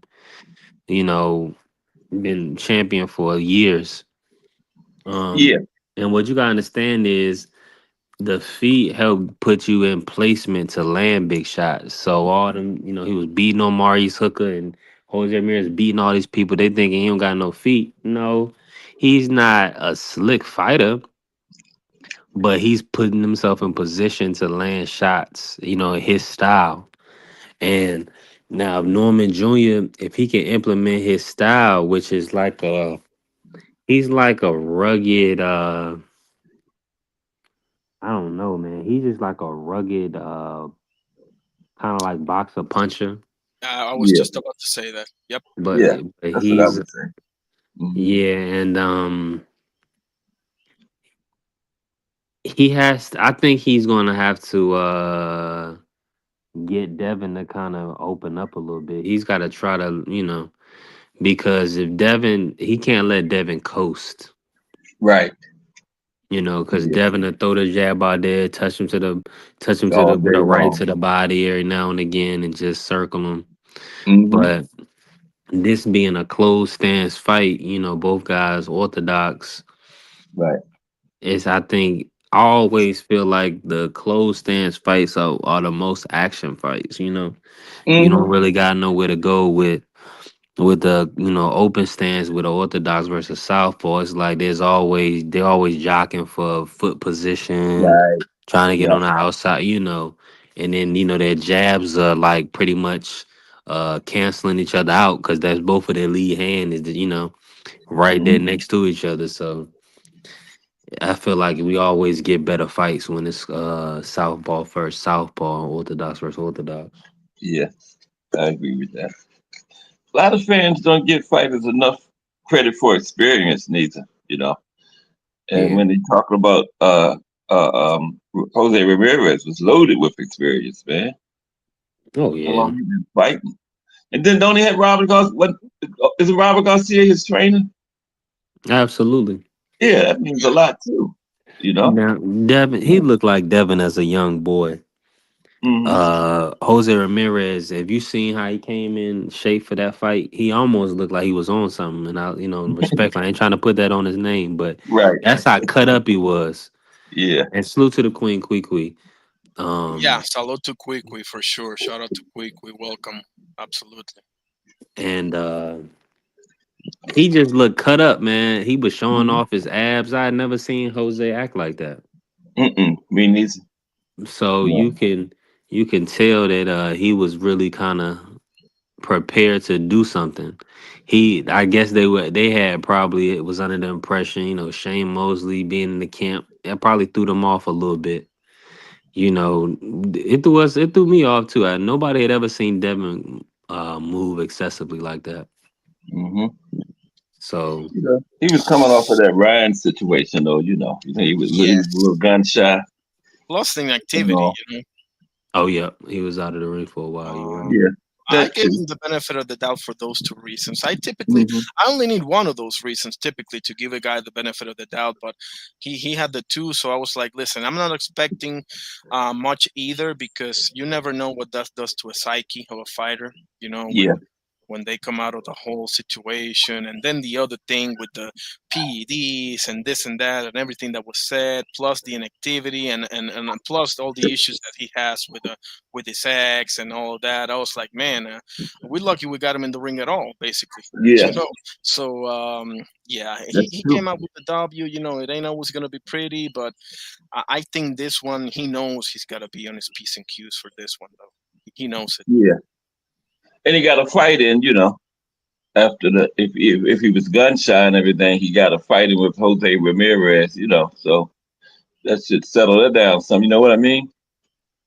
Just being Yeah. back in there fighting. Yes. Because you weren't about getting hit again like that, but now you'd have been through a complete fight. So And you don't want to go that Bubu Andrade route, being out for damn near 2 years now. yeah, I know. And nah, no way, man. Like, no, hang on a second. Isn't that like 3 years? What now? He's been out. He fought Benavides. Was it 23 or 22? Well, never mind. If it's 2 years, it's bad I think enough. it might have been 23. Yeah. I think it was 23. Yeah. Mm-hmm. Yeah, Well, But it's still 2 years though. That's a long time. yes. You being active. You can TV. spar all you want to, but ain't nothing like fighting under the lights. You can't simulate that. Yeah, like how do you expect to have a fight with any of this top, Pacheco and Billy, you name it, right? Yeah. Even Munguia for that matter. Like how do you expect to have a fight against these dudes when you're not even in the picture? Yeah, you're a former champion, but I mean, listen, I love Bubu Andrade. I think he can box his socks off when he wants to. Mhm. He's a problem, but his resume, bro, something wrong with that picture, man. Like you got David in there, and then like Dion Nicholson, Scott Quigley, like I'm hoping to see like a Caleb Plant maybe somewhere down there. That's not there, or maybe I don't know somebody, even a David Lemieux, somebody, Yeah. But man, it sucks because he's really good, but I don't know what's happened with that guy, I man. think Benavidez is that his only fight at 168? Because when he fought Nicholson, was that what 160? I think it was Remember he was 160. on the tank card. Yeah, so he only got one at 168. So That was 168. Dion Nicholson. was it? So he Demond got Nicholson. two. Okay. Damon, Yeah. Damon. I'm sorry. Who Yeah, would be a good Demond fight for Nicholson him? dropped him. Yeah, he did. oh yeah, that's right. Mhm. Who y'all think would be a good fight for Boo Boo right now? Coming back if he gets back Caleb in there. Plant. Man, Taylor Plant? Okay. Yeah, that no, would be good. I wouldn't take that Be fight good. right now. I would take somebody like 10, 11, something, just to get his feet wet, because You think Caleb Plant's too tough? I just think that after being out for so long, Yeah. I wouldn't take a fight like that. I would take Yeah, Yeah. I see what you're He been saying. calling out those guys. I feel what you're saying. He been like, think Yeah. about it. Rescindy. Well, who else you gonna fight? Rescindies, who just beat up Caleb? I would say Munguia, bro. Munguia? Yeah. Hmm. I could see that. I Okay. wanted McGee to fight Shiraz, but okay. Berlanga. Edgar. Berlanga could be another one. I like even Bruno Suras. That's Mhm. not much risk. Yeah. Yeah. That's what I'm referring to. Because Caleb Plant, bro, not for nothing. I mean, obviously, he didn't look so good against Resendez, obviously, but I mean, Caleb Plant has fought Canelo, has fought Benavides. Obviously, they both did, but Caleb Plant's been in there with some dudes, bro. Like I Yeah. wouldn't take the Caleb Plant straight up, not straight up. After all that time out of the ring, I wouldn't take a Caleb Plant straight up. I would. Nah, I wouldn't either. Not coming back right now. Like Munguia or Berlanga, somebody like that. What was the guy named that beat not Munguia out? Like, he was the French guy, wasn't he? Yeah. Yeah, Remember? Bruno Suras. Has he fought since then? I haven't heard nothing else from him. He's fought twice against Munguia. Remember, they had that decision Oh, with the whole PEDs and stuff. that was before the knockout, right? No, that was after. He knocked him Oh, out that in the was first after? one and the second I one. missed that one. Okay. Yeah, I missed the rematch. That one of those. I think wasn't that in Saudi Arabia? I think it was. I think it was in one of those Riyadh cards, if I'm not mistaken. Okay. The first one was in Mexico, obviously. But Yeah. the second one, I think it was Riyadh. Yeah. I knew he was going to get him because McGee always carried that left hand down low like that, like Yeah, inviting. yeah. His first Yep. line of defense is his chin. You know, Yep. like When you got the left down around your waist, you know. Yeah. um, but to answer your question directly, B3, like if he picks up 1, 2 wins, then yeah, send in Caleb Plant. But straight up like that, and you might get laid out, bro, because that time out of the ring is usually not a good thing. So not straight up. I don't think Caleb's too tough, overall, but given the circumstances, yeah, I got a bad feeling, bro. Yeah, I agree. Not the first one back. I would say like he fought on Munguia and had a good showing. I would put him in there against Caleb in the second fight, but not the first one. Mm-mm. No. Exactly. Shout out to T Hill. How you doing, T Hill, man? Thomas Hill in the house. What's up, God Thomas Hill? bless, bro. What's up, T Hill? Um, T Who would you Hill in the have? building. Who would you have in fight B3? You would say roll the dice and let's have Caleb, or maybe We someone still else. talking about Boo Boo? Yeah. Boo Boo, yeah. With no tune up, no, yeah, with no tune up, I want Caleb versus Boo Boo. Um, if we're gonna do a tune up, give him Cornflake and then Caleb. Okay. Hmm. But you Yeah. saying you would put it straight on there against Caleb, though, right, B3? You don't need Mm, a tune. nah, Caleb is tough. I understand. I understand what the fine art is saying. Yeah. Caleb is tough, but if Boo Boo wants to compete for titles, he has to be able to beat Caleb. Okay. And if he can't beat Caleb, then I don't know. I think a lot of people are hoping that Bud drops those belts at 68. If he drops the belts, then a lot of Yeah. people gonna be in position to fight for belts. And they're going to be all split up again. Yeah, Berlanga might even get a title shot. They're gonna want to put him with A everybody that got shot. money. He going to get a shot. I don't know about a belt, though. Oh, Edgar. He's coming Berlanga off of ain't that. never winning a world championship. You can Nah, forget about that. he's coming off of that stoppage. He got T stretched. Hill Just got in the stretched out. house. What's What up, up, T Hill? T Hill? Hey, yo, is this not a panel that is not the Boxtorian? It And looked he's like in it the on it. panel? Could be. Yeah, you know. We just Hey, switched Irony, you platforms. That's must all. be the man, to get the man Cash Sports on the panel, bro. That's I've wild. officially made it, bro. I've officially made it. We got Yeah, the you've been Bucks crowned. Hell, let me take the crown off my tee and put it on your head, player. Come 'Cause, on. you know what I'm saying? We don't get to see that. What up, B3? Define Irony, Yeah, the family. Cash Sports, my man Dr. Boxing Talk up in the Chatham. Hey, Absolutely. I see when I'm in the chat, my man can recognize me. Salute to my man, Dr. Boxing Talk, aka the good doctor. Absolutely. That's my Salute guy to right Dr. there. Boxing Talk. So T Hill, let me ask you something. Who would you put Bubu Andrade with now if he would come back and who would you say it's a pretty good fight for him or a winnable fight for him? Now, shoot, two Yeah. people. Um, yeah, I agree with the Caleb Plant. That definitely can be a possibility. Especially after the last fight, he didn't look like he was engaged or he was ready or prepared. And unfortunately, he got taken apart. And that would be somewhat of a redemptive match for him, so he can go out there and show people that I'm still one of them ones. And Boo Boo can show him that you know what, I deserve a second chance. Like he said, if you want a tune up, then Cornflake definitely would be a good tune up, man. Just someone to get his stuff worked up before he get up in the ring with somebody. But to be honest with you, sweet hands, boy, them hands wasn't so sweet last go around. So yeah, it'd be one of those two. Okay.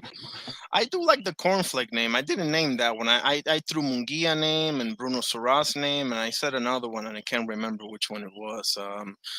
But Yeah, we can have cornflake. What's the deal with that nickname cornflake? Like, what, like I, Doctor, I'm glad Doctor is here because I love Jermaine Bad Intentions Taylor. Bad Intentions is a creative name. You get the point. Like not everyone is gonna be the Crusher, the Beast. The this, the that, the usual ones. But Bad Intentions is good. Cornflake, like what's going on here? But nevertheless, yeah, let's have him. Let's have him. I like that. Thomas Lamont is his name, right? Yeah, I like that matchup for Boo Boo. I don't know if I like Caleb Plant straight up, bro. I was discussing this with B3 and Cass. I think it's too much too soon. Caleb Plant. That inactivity, I don't know. I got a bad feeling, but who knows, man? Boo Boo's got some real skills. Yep, Bad Intentions Taylor. Yep, I knew you Yeah, were gonna like that, Doctor. Whatever he does, he need to get back in there soon. yeah. I mean, honestly, both of them got tank issues. Uh, Unfortunately for Caleb, man, if he definitely had a better gas tank or a better way to govern himself to a match Yeah, yeah. without moving so much, he could thought he fixed it when he went and fought McCumbee. I thought what he did against McCumbee was spot on and textbook, bro. Like when you're in that booth, man, you work in that booth, you don't waste much motion and you make every motion count. But against his last opponent, man, it looked like all that ish just went out the window. I And know. Didn't it? yeah, man, the opponent before McCumbee, man, even though it looked worse in the back end than it did in the front end, he was having a great deal of success against Benavidez until the elbow, man. The elbow came and it was enough to allow the pressure and the work rate of Benavidez to overwhelm him. And he was working in on the backhand of his second win, and it just wasn't enough. And he was really reserved to just lasting instead of winning. So that's why I say what I say, man. Boo Boo pretty much same way, got excellent skills, but just sometimes it's just not there. And then his gas tank, whatever we want to call it, his stamina, his ability to pace himself is just shot. And I think that would be a good fight, but Cornflake would be something for him to work out some kinks from being out. For sure, because to be honest with you, I do like the matchup. Okay, just to be clear, B3 T Hill cast. Like, I do love the Boo Boo Andre and Caleb Plant match. Like, that's an intriguing fight for me. They're both highly skilled. They can both make it rain out there. They got punching ability. They can knock you out. But I was calling for that fight. When was I was calling for that fight? I think it was right after they both lost to Benavidez, or maybe a little before that. I was aching for that fight, and it didn't happen. So, I mean, if you want it to happen, let's have it. I just think I would have one for Boo Boo before that, just to get his feet wet, just to get his bearings back, because you don't want to go 0-2. You don't want to go 0-2. Pick up a win here and there with whoever. It could be Cornflake, it could be Munguia. I think he beats Munguia that's pretty easily. To I be don't honest know with you. about Munguia, bro. I don't know about Munguia. Because I was surprised about the Canelo performance. Now, granted, I think Canelo was carrying the hell out of him. I think that Sure was. I think that he has gotten to the point where he has just done enough to get him convincingly down on the scorecards and then coast the rest of the way. I think that's reared his ugly head, and it showed itself in the Crawford fight, because hell, when he had to dig deep for something, he couldn't. Didn't do it. Didn't And have it. he ain't been preparing for folks. He just been training, and there's a difference between training and preparing. You got to be prepared for whatever this Mickey Fricky can bring, and usually he get him down early and it's enough. So after that, he could take him into just coast mode. You can hit the cruise control, but man, if we really want to see what he's about, man, put Maul up in there with him. You know what I'm saying? You can get in there with Maul. I still want to see that ish, especially with the grudge. I'm pretty sure he'll get up for Maul after the thing that went down with them, and I think Maul will have that spark in that match too, where he'll go on and get himself in gear so that it could be something spectacular as long as it lasts. You mean I'm Maul and Boo Boo? Yeah, Maul and Boo Boo. Yeah, that would be good. I A good love that. There was also some dialogue between them a long time Yeah. ago. You know Well, what they I'm had saying? talked remember they was talking on the phone one time. I thought they was gonna get make a fight. Exactly. It fell through, you know. Exactly. So, I would love to see that as well too, man. I mean, if Boo Boo gonna talk heavy like this, then he need to be tested. So F Right. Cornflake. I'd say if it's two, give me Jamal and give me Caleb Plant. Them would be the two I put him up in there with. And then you could talk all that heavy talk that you want to talk. We'll see how it pan out.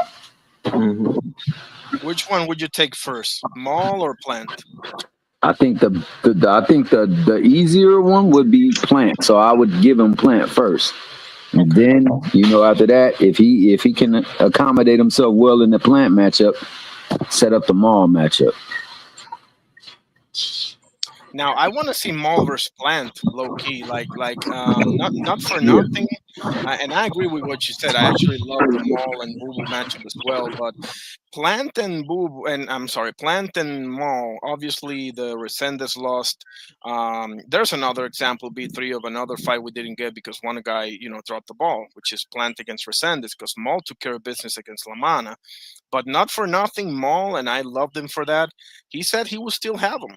He would still have him, Mhm. So let's see it. But that triangle there with Maul, Plant, and Boo Boo, man, oh man, that's interesting. I actually love that. Yeah, I love those matchups. Um, I would just say let's have Boo Boo against maybe like a Bruno Suras first, or maybe against a Cornflake, like you said, just first, and let Maul and Plant settle their business, and then you fight the winner. Because straight up against Maul or Plant, I think he's gonna get slept, especially against Maul. You know, because that inactivity, that's never a good thing, man. How can Yeah. that be a good thing? But Nah, I Maul don't. been out too. Be fine. Maul been inactive too. So you don't Yeah, think but that would be a good uh, matchup coming back for both of them? that's true. I No. mean, Maul at least got a win over Cornflake, so Yeah, he's, that's true. That's true too. he got his feet wet, Yeah. so to He speak. did get that. Right. Um, Yeah. That's what I'm looking for, Boo Boo, more than nothing. You get your feet wet against anybody, bro. Fight me. I don't care. Fight me and beat my ass, and then we can talk. But I'm Get just, what in right. but yeah, Yeah. because straight up, like we're talking about 700 days, man.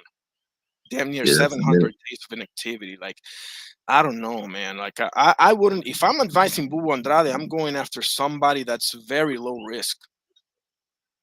Very low risk, Yeah. because you just got stopped by David Benavides. If you get stopped again by Maul, who's gonna give you a fight? That might be it for him. Like, No. um, Yeah. that's my only prerogative here. But listen, if it's on the table and he says yes, I'll definitely watch. I'm not gonna lie. I'll definitely Yeah. watch.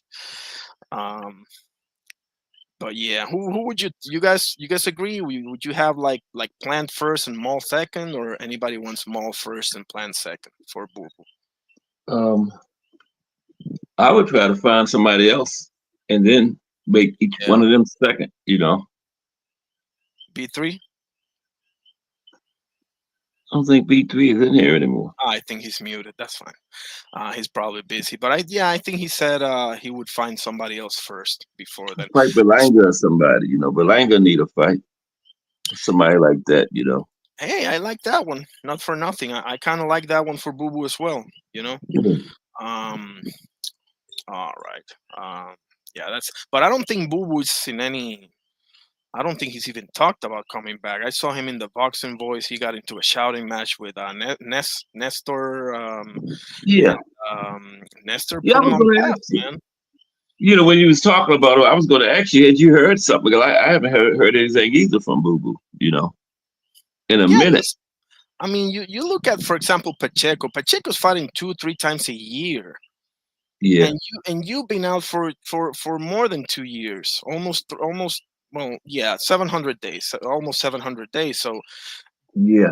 they fought 6 times since you last fought. So how does that make sense? It doesn't. I don't know. His last fight was Benavidez, right? Wasn't that it? Yeah, and Pacheco's Yeah. fighting Macombi, so-called Nelson. Mm-hmm.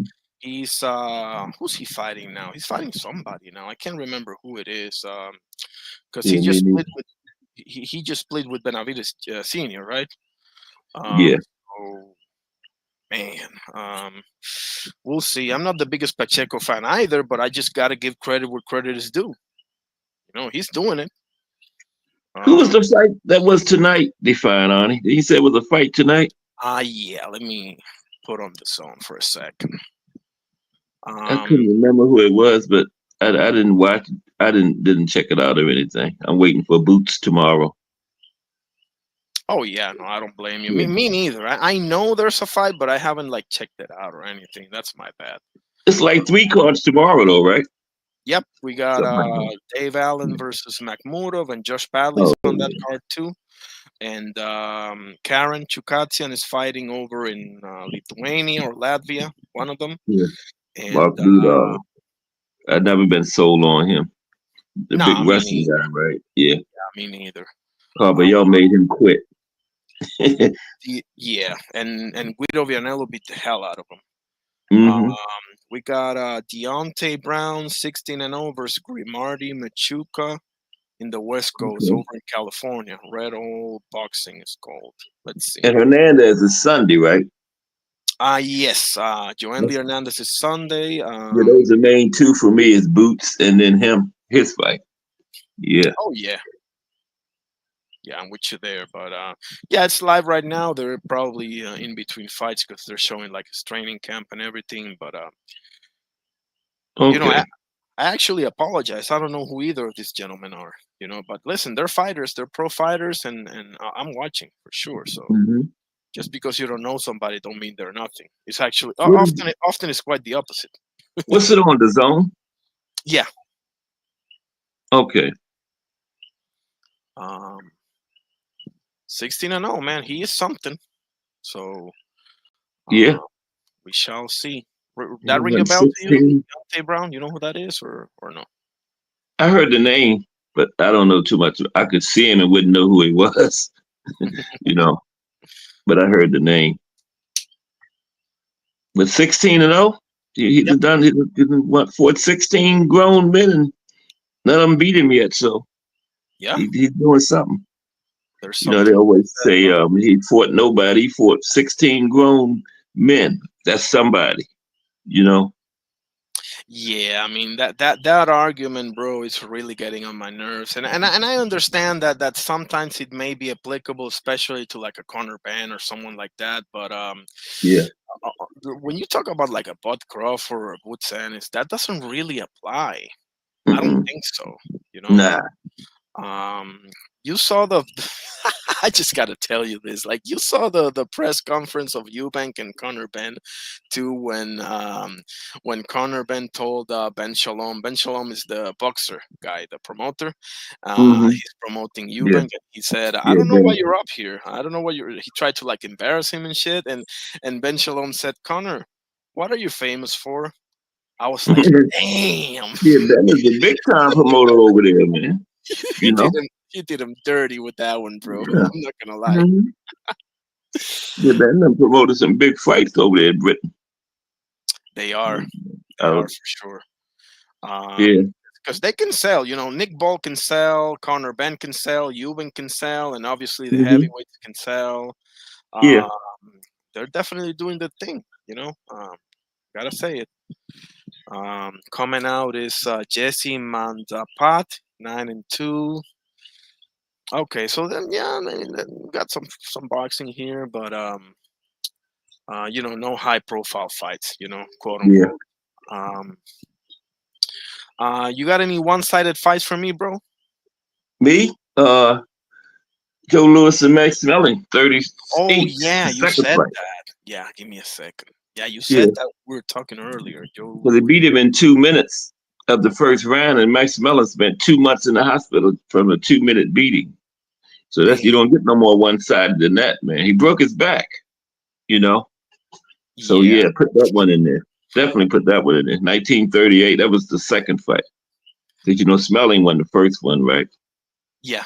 Needless to say, why we never saw a trilogy, right? Yeah. Nah, I didn't need that. After that, Shout out. did you put? Remember the other one I told you earlier was Jack Dempsey and Oh, the Jess big guy, Willard.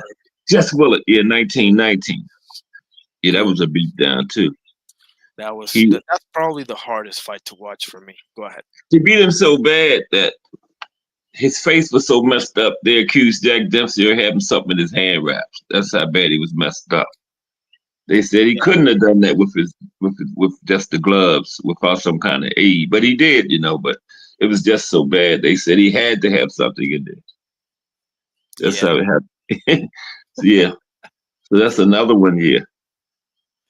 I mean, that fight, I remember, man, you just reminded me, man. I appreciate it. Like, I remember my father put that fight on and I couldn't finish it. I was like so horrified. I was a kid. I will say that. I was a kid, but Mhm. but I was so horrified. I was like, why don't they just stop this? And he was explaining to me, the difference, how it was back Back then. then. It was like Yeah. 50 rounds or some crazy shit like And that. yeah, you almost couldn't be able to continue. They didn't just stop it. You had to, if as long as you kept coming out there, usually they let you go, Yeah. And not only And that, the dude was right in front of you. He didn't have to like go to the neutral corner, or nothing. No, you could stand right there by the referee while he counted. You didn't have to go to any corner or anything. That started in Jack Dempsey and Gene Tunney, that second fight. And I think Jack Dempsey, remember the long count fight, right?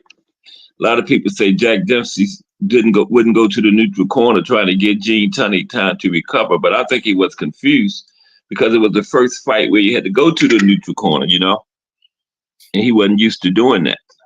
So Right. That was the famous long count, right? yeah, that's what took him so long to go there. He wasn't used to going to no neutral corner.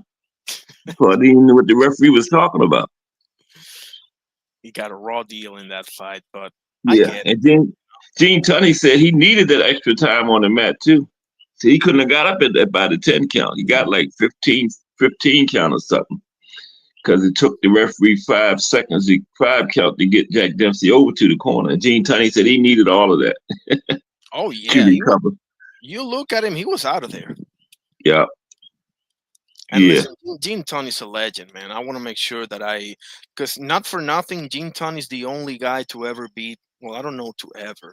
Oh no, I'm Jack sorry. Dempsey. Harry Greb. Harry Greb was the only guy to ever beat Gene Tunney. Right. So you're talking about a legend, man. He fought like 5 times, didn't he? Yes. They split. I got this from Scrapbook Boxing, one of his videos. Oh he yes, said, that book is legendary. absolutely, I love that guy. And they Mhm. split 1-1, and the other 3 were no decision contests. Yeah. Man, what do you think about Jairo Petaya versus Zurdo Ramirez? Give me that one. Jai, it wouldn't even be hard, I don't think. Yeah, me neither. Now I will say this though: if the Zurdo, I was saying this in a previous panel, if Zurdo that fought Chris Billen Smith shows up, it might be interesting. Okay. I'll give him that one because Yeah, Zurdo that's true. really impressed me in that fight. That's true. Yeah. Still beat him, but it'd be a little interesting. You're right. Yeah. Because I was really high on CBS personally, Mhm. and that was. Matter of fact, that's got to be in there in the most one-sided fights because not for nothing, he beat the hell out of him, bro. And what about the one when Jai Apatow fought the young guy like a couple fights ago, remember? And this David Nika? Is that what his name was? I can't even, the guy David had like Nika? 11 fights. Is that the one had like 11 fights? Yeah. That was one side. You got that one on there? That would be a good one. Wasn't that the first round? It was no, I think it was Second, the second or third. third round. Okay, Yeah, because I'm but not gonna yeah, lie, it got dicey for a minute for Jai. It got a little dicey there. But yeah, David Nika's no joke, bro. He went to the Olympics mm-mm. and everything, so Yeah. uh, He needed a little bit more experience, though. for sure. I think he'd be something. Yeah, It was a late replacement, though. You gotta remember he was supposed to fight Hussein Sin Cara, and he pulled out, right. and he That's stepped in. true. They had to find somebody. Yeah, yeah. Um, I do like David Nika though. I think he did himself proud. I was pissed off by the knockout because man, he was out on his feet and then he whammed in I with that know. left hook, bro, and just I went know. down bad, Yeah. man. He didn't even Oh need that punch there. He was already good done. You know. man, I was like Yeah. that could be career ending, bro, because that was a I nasty know. fall. And a young Uh, fighter like that, that he exactly. might could never be the same after something like that. Has he fought since then? Yes, as a matter of fact, he Okay. fought over there. The land down under. Give me Yeah. a second. I'll tell you Because I who was he kind fought. of worried how he would bounce back from that, Me too, from that bro. knockout. Yeah. Because you never Okay. know. Listen, if Pacquiao could recover from the Marcus KO, anything is possible. Oh But yeah. but Yeah, that but, was a bad one there. but there's always like that thought on the back of your head. But yeah, he fought Nicholas Chara. Oh man, let me put the name. I'm like you. This is yeah. Let me just But type you it. know what? You can't really call Pacquiao and Marquez one sided though, because the fight wasn't one sided. No, He that's true. just got brutally knocked out at the end of it. Yeah. Yeah, Yeah. no, and he gave Marcus another. Well, I guess you can call it a knockdown because Marcus put the glove on the canvas, but nevertheless, it Hmm. counts as a knockout, as a knockdown. So, Yeah. and it was competitive. No, no, none of those fights, none of the Marcus and Pacquiao fights were one-sided. Not even the Yeah. first one when he dropped him three times Mm-mm. in the first round. Not even that one. No, it was still a good fight. Yeah. Yeah, I mean, Is that Chava. the one they? Which one was a draw? Was it the first or the second one? The I first can't one. remember. Yeah, the First first one. one. Okay. Yeah. Okay. Um, Yeah. that Yeah. was That an was a good unbelievable series. rivalry. Yeah. Man, he probably wish he had stopped at three now though, because what happened in four, he should have stopped at the trilogy. I'll tell you this. I Yeah. thought the third one they robbed Marcus low key. To be Yeah, I did honest, too. I thought Marquez was like, what was it, 2-1, Pacquiao, right? I thought it should have been 2-1 for Marquez and with one draw. I right? could have 1-1-1. given Yep, Marquez the draw, really, the draw fight, if we would have given it to anybody, you know. exactly. Yeah, but it was a good series of fights.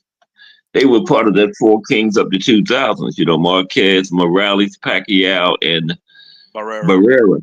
Yep, And they all 40, just that one matchup didn't happen, Marquez and Morales, right? yep, But other exactly. than that, everybody fought everybody in that series, you know, More than once. Like, well, more the than one. the the only ones that fought only once was Marcus and Barrera. Yeah, Um, I think it was like a total of 13 fights between all of them. 13. That's more than the original 14. They only had nine, you know, between man, the Leonard, Duran, Hagler, and Hearns was a total of nine fights in between all four of them. But the Marquez and that group had 13 altogether. Salute. Hey, my man, I apologies. didn't know that. It's been a long day. I done dozed off. I That's gotta all ask, good. I gotta ask you this before I step off the panel. What y'all think about the Jao Pataya versus David Benavidez future fight? I got Jai knocking them out. Yeah, pretty Hmm. much the same. That's a horrible matchup. Yeah, Um, man. They listen, doing too much. The Benavidez, we yeah. don't do too much.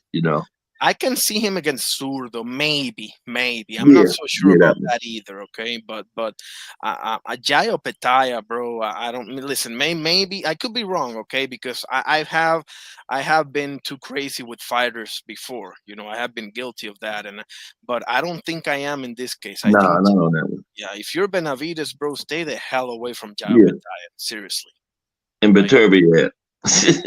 Yeah, because Jai starts really fast. That's the other thing. Like David, everybody knows he goes from less to more in his fights. almost no Hmm. exception. Even in the Bubu Andrade fight, where he stopped, I think, round 5, the first couple of rounds, Bubu was, wham, wham, wham with combinations and everything. So I don't, man, yeah, I don't think so. But listen, if you think different, please go ahead. Yeah, what you think on that one, B3? Abatired and Benavidez. I mean, it's easy to say Batai because Benavidez hasn't shown us the power.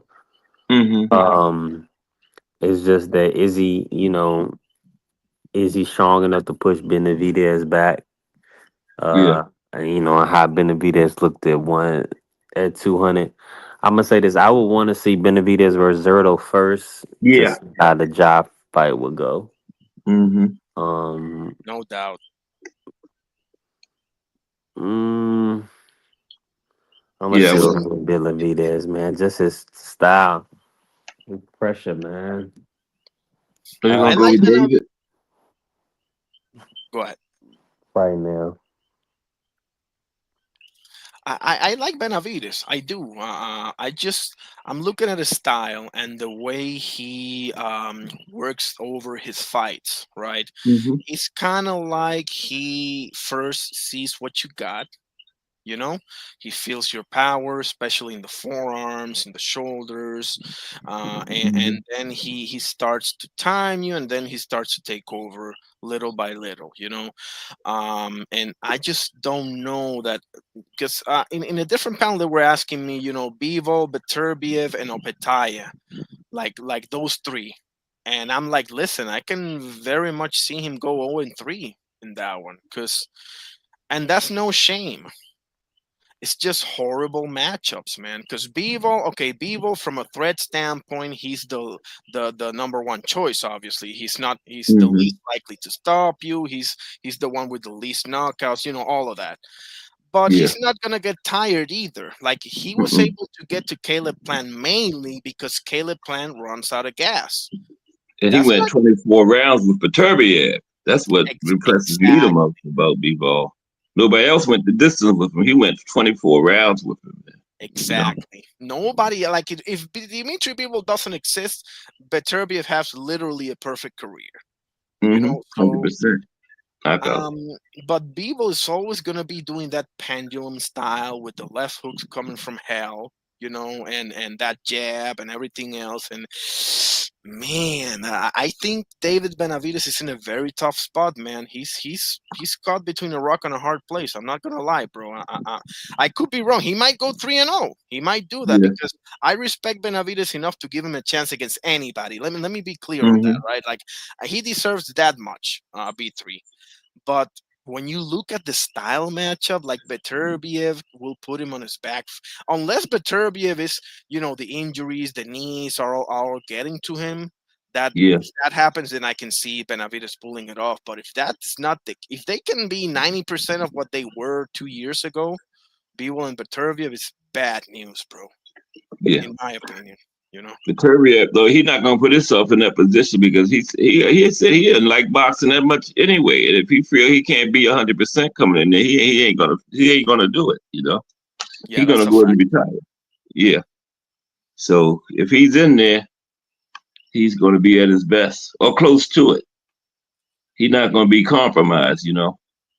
Yeah, remember when he had a knee problem, he postponed the fight. He's not gonna go in Pulled out. there. Yeah, Mm-mm. and get Nope. embarrassed or nah, No. that ain't happening. He don't need the payday that bad. It don't rule him like that. Like some fighters would say, I can't turn down that payday and go in there with some kind of injury or something. But Beterbiev ain't gonna do that. No, he's shown that.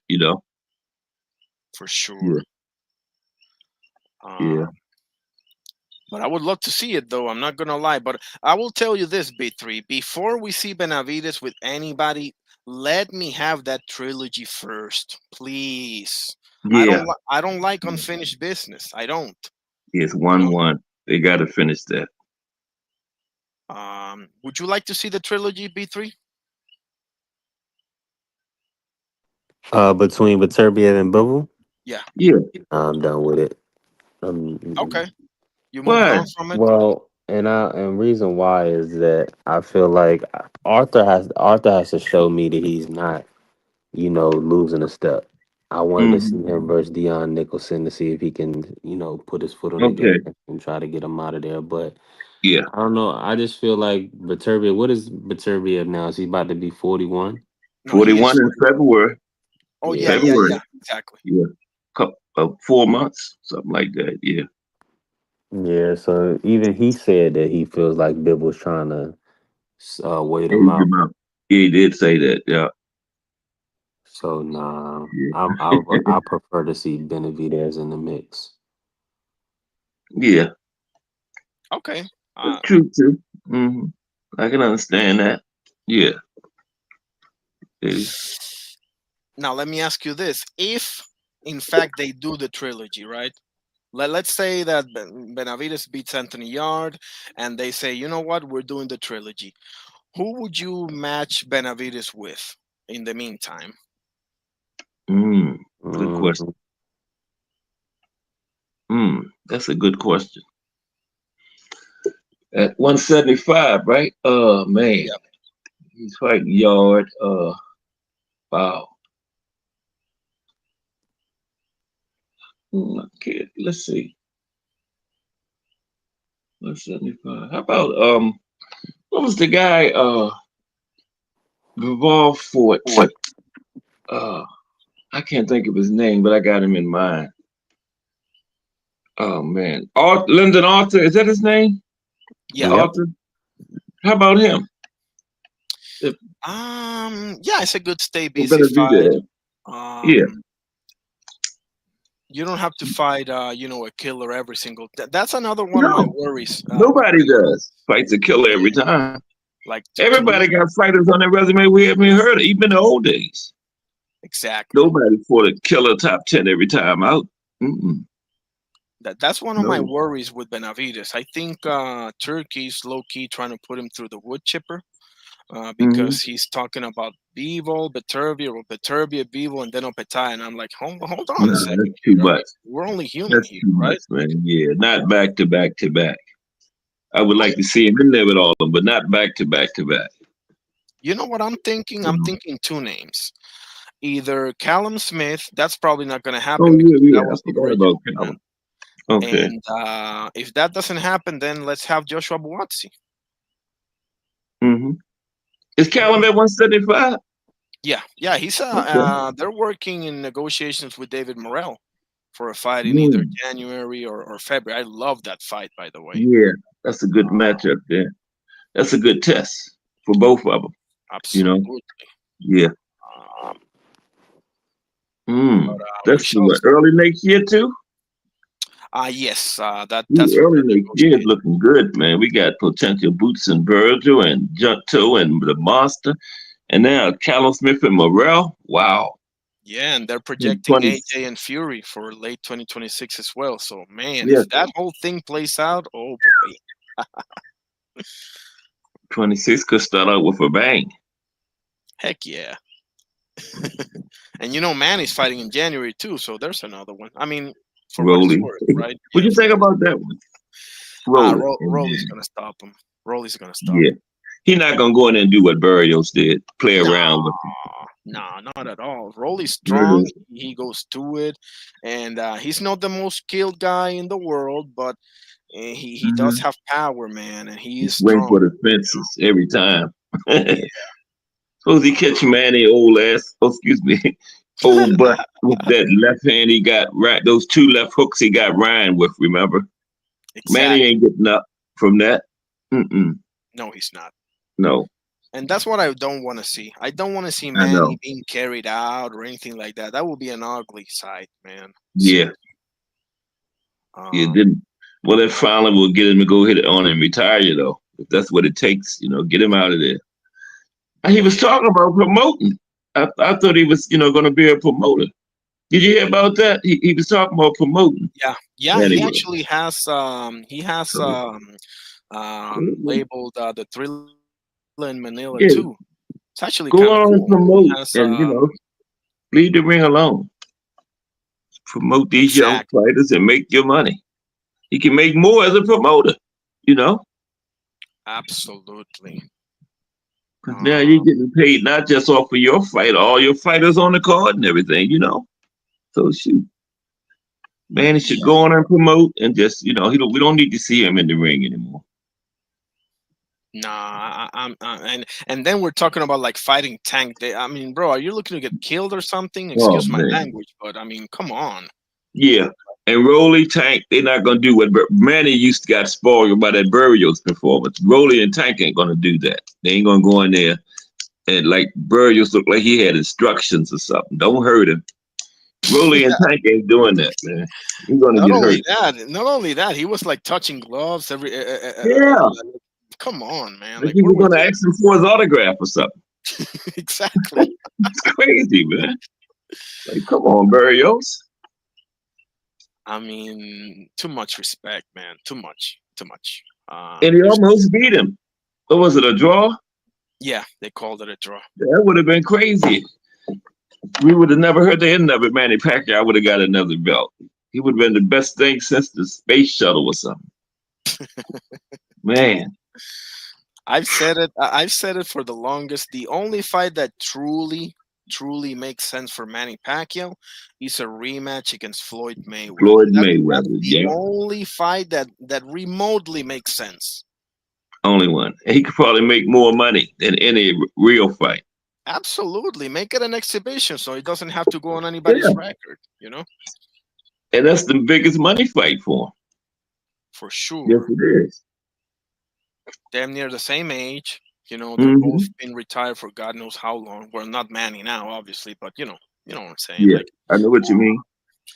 fight somebody in your age bracket, bro. Because one of these young dudes is going to get you, man. It's gonna happen. And he's in the Hall of Fame. I mean, once you get in the Hall of Fame, you shouldn't be still fighting. That's the recognition that you up there with the greats. You're a former all-time great. You shouldn't be back in the ring. What do they do now? Take him out of the Hall of Fame?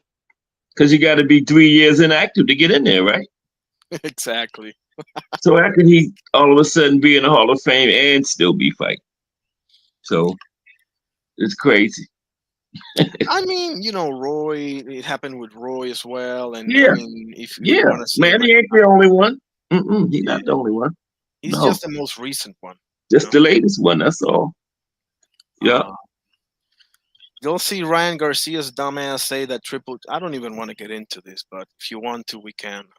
Ryan's dumbass saying that Triple G is not a Hall of Famer. I was like, Jesus Oh, Christ! come on, man. Triple G? Can you be any more stupid? Like, Mm, doesn't he have like 20 title defense or something crazy like that? I mean, what are we talking 20, about here, 20 man? straight. He got. I think he tied him and is it him and B Hop or him and Hagler? I know he's tied with somebody at Yeah. middleweight for 20 straight defenses. I think it's B Hop. They both got 20. Somebody. Yeah, I I know think so. Triple G got part of the record. How is that not Hall of Fame? 20 straight title defenses.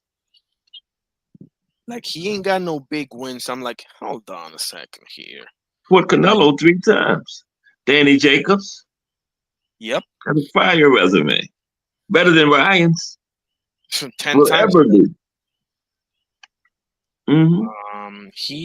I mean, but there's something to be said for just cleaning out your division, because you can only fight. I'm like, this is okay. This is the part that I was coming to when that argument of no big fights, no big wins. So what do you want him to do? You want him to go back in time and fight Carlos Monzon and Marvin Hagler? Like, what do you want him to do? You can only fight who's there with you, man. Like, what are we Who's talking in about your here? ear.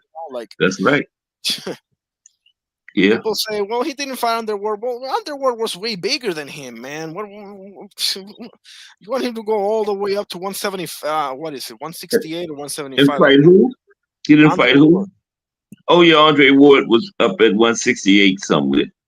They wasn't even the same weight class, you know.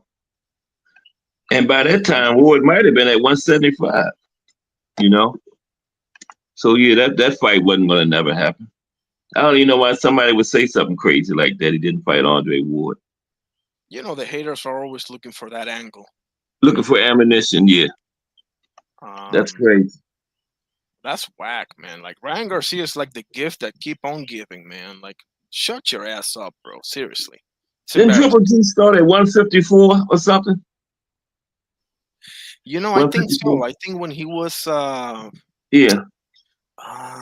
So I think him and Andre yeah, Ward was always like 2 weight classes apart because he might have been at 154 when Andre was at 168, and when Triple G was at 160, Andre was probably at 175. So how could they fight? exactly. You know, I mean, it's ridiculous, man. Ryan Garcia should know better. He's a boxer. He should know better than that. Nah, but But he's a that's just dumbass of the stupidity. highest Yeah. caliber. I forgot who he was talking. I forgot who he was talking about. Yeah. Yeah, Ryan. Speaking of Wow. Ryan, he's talking about fighting Barrios. I'm not gonna lie, that might actually be a winnable fight. As much as I hate to admit Yeah. it, right? That might actually be a winnable fight for him. Yeah. Um, Yeah. Yeah, I think so. I would it's probably pick Ryan in that one. Burrios is tough and fight everybody, but yeah, I might pick Ryan in that one against Burrios. because you shouldn't think Rolly is different. Rolly's brick. It's built like a brick house, bro. He's really Yeah, strong tough. and rough and rugged. Like He that's a got that horrible power. matchup for Ryan. Yeah, Uh, Burrios don't have that Rolly kind of power neither. Yeah, exactly. Ryan ain't gonna have to be as cautious with Burrios, as he was against Rolly. Because Rolly got something coming back at you that might get you up out of there, which you did, you see. I mean, in that second round, you see what happened to him. Yeah, got put on Burrios his ain't ass. punching like that. Yeah, Burrios not punching like that. So I would pick Ryan in that one. Who would you pick in that Yeah, one? I would go with Pick Ryan as Ryan. well because I think Yeah. he will be able to find Barrios with that left hook. Mm-hmm. I think so. And Yeah. to be honest with you, I think Barrios never really been the same since the Tank Davis fight. To be real with you. You don't think so? Okay. Yeah. Keith Thurman was after Tank, right? Keith, yeah, he was after Tank. Yeah. He got beat up. That's when his face got all messed up. Exactly. That was Keith, yeah. So, and Burrios gonna be right there for Ryan. Burrios ain't gonna run. He gonna mix it up.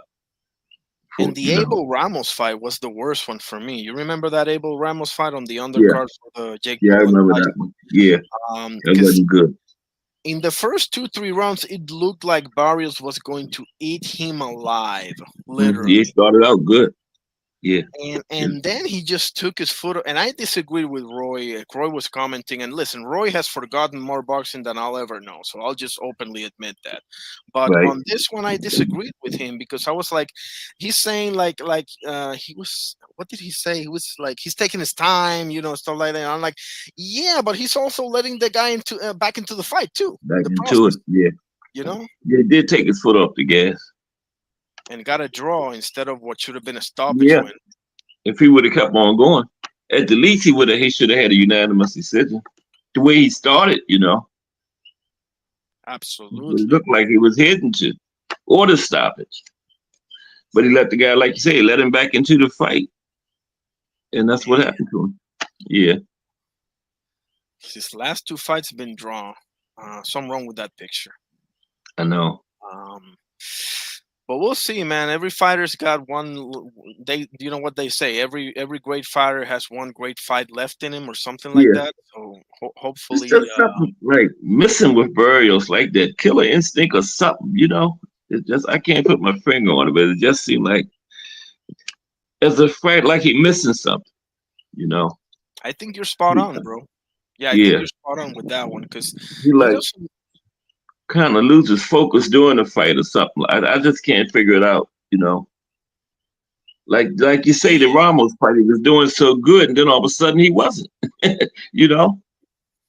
Exactly. And I think something happened to him. Somebody told me one time that Barrios injured his hand or something like that. So, okay, I'll be like, okay, I'll give you that one. But what about Pacquiao? Riddle me that one.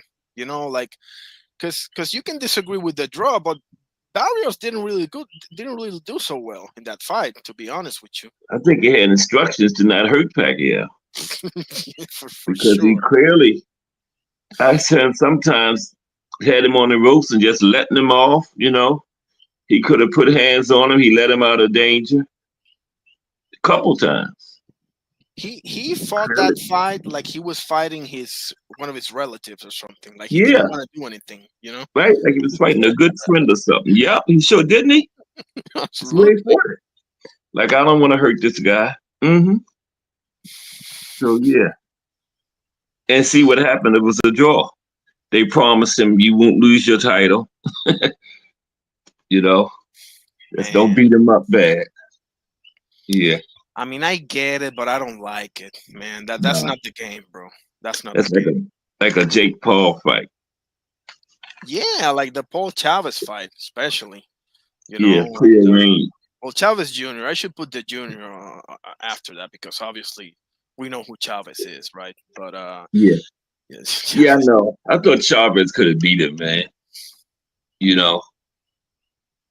me So, too. Like he held yeah. back, but I got a question Yes, for he the did. both of you. Clearly. B3, if you're still there, and Cass, I got a question for y'all.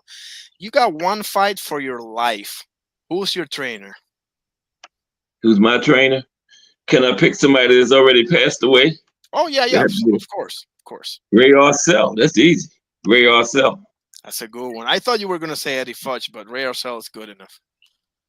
They trained when Larry Holmes fought Jerry Cooney. They were both in Larry Holmes' corner. Ray Arcel and Eddie Fudge. I didn't know that, man. Wow. Yeah. So Holmes wasn't taking no chance on that one, was he? Wow. Absolutely not, man. Both of them over there. Mm-hmm. It's like you're having Phil Jackson and Greg Popovich both coach Yeah. your team or something. Mm-hmm. So who would your trainer be? Mine, Floyd Senior. Floyd Senior? Yeah. Okay. That's my guy. If I can't get him, give me Nacho Beristain, the Mexican guy. But Yeah. if I'm gonna go with back in the day, it's definitely gonna be Eddie Fudge. I'm not gonna lie. Eddie. Yeah. B3, So you let me still pick there? one for now. Let me pick one for now then. Okay, Sure. I also my back in the day one now would be Roger. Either Roger or Freddie Roach. Roger or Interesting. Freddie Roach. Roger was awesome. Yeah. Yeah. It was awesome. Did a show last week on who was better, Roger or Floyd, but I didn't really answer it. They both had their good points. I came up with Floyd Sr. was actually better giving instructions during the fight, and Roger was better doing the training. That's the way I looked at it. Training. That's a for tough the question, man, because I love them both, man. Yeah, I couldn't answer it. I couldn't pick a better one. Roger had the better career as a fighter, without a doubt. Yeah, for sure. No question. B3, No you question. still there, or maybe he went to sleep? That's fine. For right now, like if someone that's like active right now, I would probably, if I can't get Momac, give me Andy Lee. Andy Lee, okay, that ain't bad. I'm very high on Andy Lee. Oh, yeah. He's got Joe Parker. He's got Hamza Shiraz. He's worked with Tyson Fury. I think he's the real deal. He's British. Is he British? He's British, right? I think he's Irish, but man, Irish. Okay. Yeah. Okay. Yeah. That ain't a bad choice at all, though. He didn't have some great fighters, man. World champions, Andy Lee. Oh yeah. He just doesn't have the body of work that a Bomac or even a Robert Garcia has, But, yeah. I'm seeing enough, whereas I'm like, for sure, this is the real deal. He might get there, though. He might get there. So. I think he will. Mm-hmm. He's still working on the painting, Oh yeah, but to me, Bomac is Bomac right now. I mean, he's the man, bro, and I wholeheartedly believe that he's gonna coach Eubank Jr. through a hell of a victory versus Conor Benn. I'm sure. Yeah. When is that one? That is, I think, a week before. I got the schedule right in front of me. I think it's the week before that November card, but let me just. Yeah, I got Eubanks getting the unanimous decision again. Yeah, there it is, November 15th. Similar to the last time, might be a little bit wider this time, since he probably learned some things from the first fight, So I got the same result. I got the same result though, Unanimous decision. I don't think he'll stop him. You know. And he was without Bomac in the first fight. Remember? Yeah, he didn't have Bomac. Nope. So yeah, that's that. Yeah, right. You got to consider that. Yeah. Yep. I didn't even make that connection. He didn't even have Bomac the first fight. So this will definitely be wider decision. Yeah. For sure. I've never liked I've never, and I don't even like Eubank Jr. like that. I do love Senior though. I love Senior, but Yeah. I don't like Junior Eubank Jr. so much. I just cannot stand Conor Benn or Nigel Benn. Now Nigel Benn is a legend. I I know. respect him, but I never liked him. That fight against Iran Barkley, bro, that left a real bad taste in my mouth, bro. He hit him when he was down like five Yeah, I times in know. that fight. That was crazy. Yeah, father and son is just alike, man. I don't like their attitudes. They too kind of like arrogant, like Exactly. the son is exactly like the father. Exactly. Yeah. But what you think about? You saw Jack Catterall move to Philly to train with Bosie. Yeah. Oh yeah. Interesting, huh? Good move. I Good think move so for too. Cannibal. I do like Bosie. I do like Bosie a lot, to be honest. Hmm. With you. I joke around about him. I say Bosie gets bossy sometimes, but I'm just fucking around. Yeah. He's good, and he's got Andy Cruz, I think, as well. Yeah. Great Now things you there. know he gets kind of bossy with Boots, but that's his son. That's his biological son. You know, so you can understand that. That's just probably a natural reflex. That's your son. You know, you're gonna be kind of bossy. But I haven't really seen him do it with like Andy Cruz or not as much as he does. He'll get Boots and say, "Look, come on, Boots, do this." But that's his son. I haven't seen him Right. be that way with other fighters. Yeah, I mean, I'm sure he, does a great job and takes it seriously. But when it's your son, it's obviously it's a different type of passion that goes into it. right, right. Um, Right. and I mean, some may not be as bombastic, like, and that's just a personality thing. I don't mind that Hmm. at all. Like, for example, Tito Senior wasn't like that, but he was passionate in other ways. And the same with Kenny Yeah. Porter, for example. With Oh Sean. yeah. Hmm. Um, Oh what's yeah. even there's a lot of them. People don't even know. Sandor Martin is trained by his father as well, Yeah. and He sure is. um, there's a lot of them. Anyway, Um, monster exactly. You got I forgot about his name, but yeah, and that's his his father brother, as well. Takuma, his brother too. Yeah, Father Takuma name as is well. Shingo. Shingo anyway. Bingo, That's the anyway, father. exactly. Yeah. Yep. Yeah. Um, The but Fundoras. You know. Honduras, yeah, with Freddie, I think is his name. Yeah. Yeah. Uh, Train his son and his daughter. Hmm. There's quite Yeah. a few of them, low key. I mean, if you want to say Bill Haney, feel free to do so. If you want to say Bill. I mean, Bill Haney. You know how you know how I look at Yeah. Bill Haney. Here's my assessment of Bill Haney. I look at him as there's people that there's two sides to them. You got the Dr. Jekyll and Mr. Hyde, so to speak. You got Right. the good and the Right. bad. Because I will, not for nothing, bro. Like, he can be super entertaining when he wants to be. Yeah. He Um, can. not for nothing. I mean, you remember when he called Richardson Hitchens Richardson Bitchens? Yeah. Yeah. I remember that. I Hmm. was, bro. My head was hurting when I heard that man say that. That was laughing so damn hard. Thanksgiving. Remember he said Thanksgiving. Exactly. Thanksgiving. And, So you I can be mean, entertaining. Hmm. yeah, super entertaining. And on the flip side, I mean, to be honest with you, bro, you He don't. can be irritating too, though. Yeah, I mean, you don't need to be mentioning somebody's mother, man. Yeah. Like Norman Senior, or anybody Yeah. for that matter. Nah, You just leave don't. the other family members out of it. Now, if the father is actively in it, like Norman Senior and all of them, then you can bring the father in, but the mother, she ain't got nothing to do with it, man. Come on now, Right, or that's anybody too else far. for that matter, right? Yeah, that's too far. As a grown man, you know this. You know that those are lines you don't cross, man. You know. Yeah, you shouldn't. Um, Mm-mm. so I don't. Oh man, this lady's name is Rashida Ellis. Maybe she's like the sister of Rashidi Ellis. I mean, I don't You know. see that? What is she, a boxer or something? Yeah, she just came in the Oh, ring, and I really? saw the name, and I was like, "Hang on a second, I know somebody with that name." And I came Damn. to meet Rashidi Ellis, so I was like, Yeah, "Could it be?" Or I mean, maybe there's no relation, but man, this is kind of wow. coincidental, isn't it? Yeah, I never heard of her. Me neither. What's the? She's from Mm. Fitchburg, Massachusetts. Okay, Shaki. I think Rashidi is from up that way somewhere, ain't he? Up in the northeast somewhere, is he? I'm not I think sure. so, but I'm not sure. Oh, it's It could be. Shakilia. Oh, so Rashida was like her nickname. Hang on a second. What's going on here? I don't know. We'll see when it shows. There's Lupe, bro. I've seen Lupe Contreras forever. He's got gray hair now, and it's like, man, I'm getting old, man. Like I remember Lupe Contreras when he didn't have gray hair. Hmm. Yeah. That's just how it goes. No, I'm gonna. Let's see. I got a few stuff to do now, so Okay. Yeah, I um, gotta get ready to uh lay down and chill out too, I guess.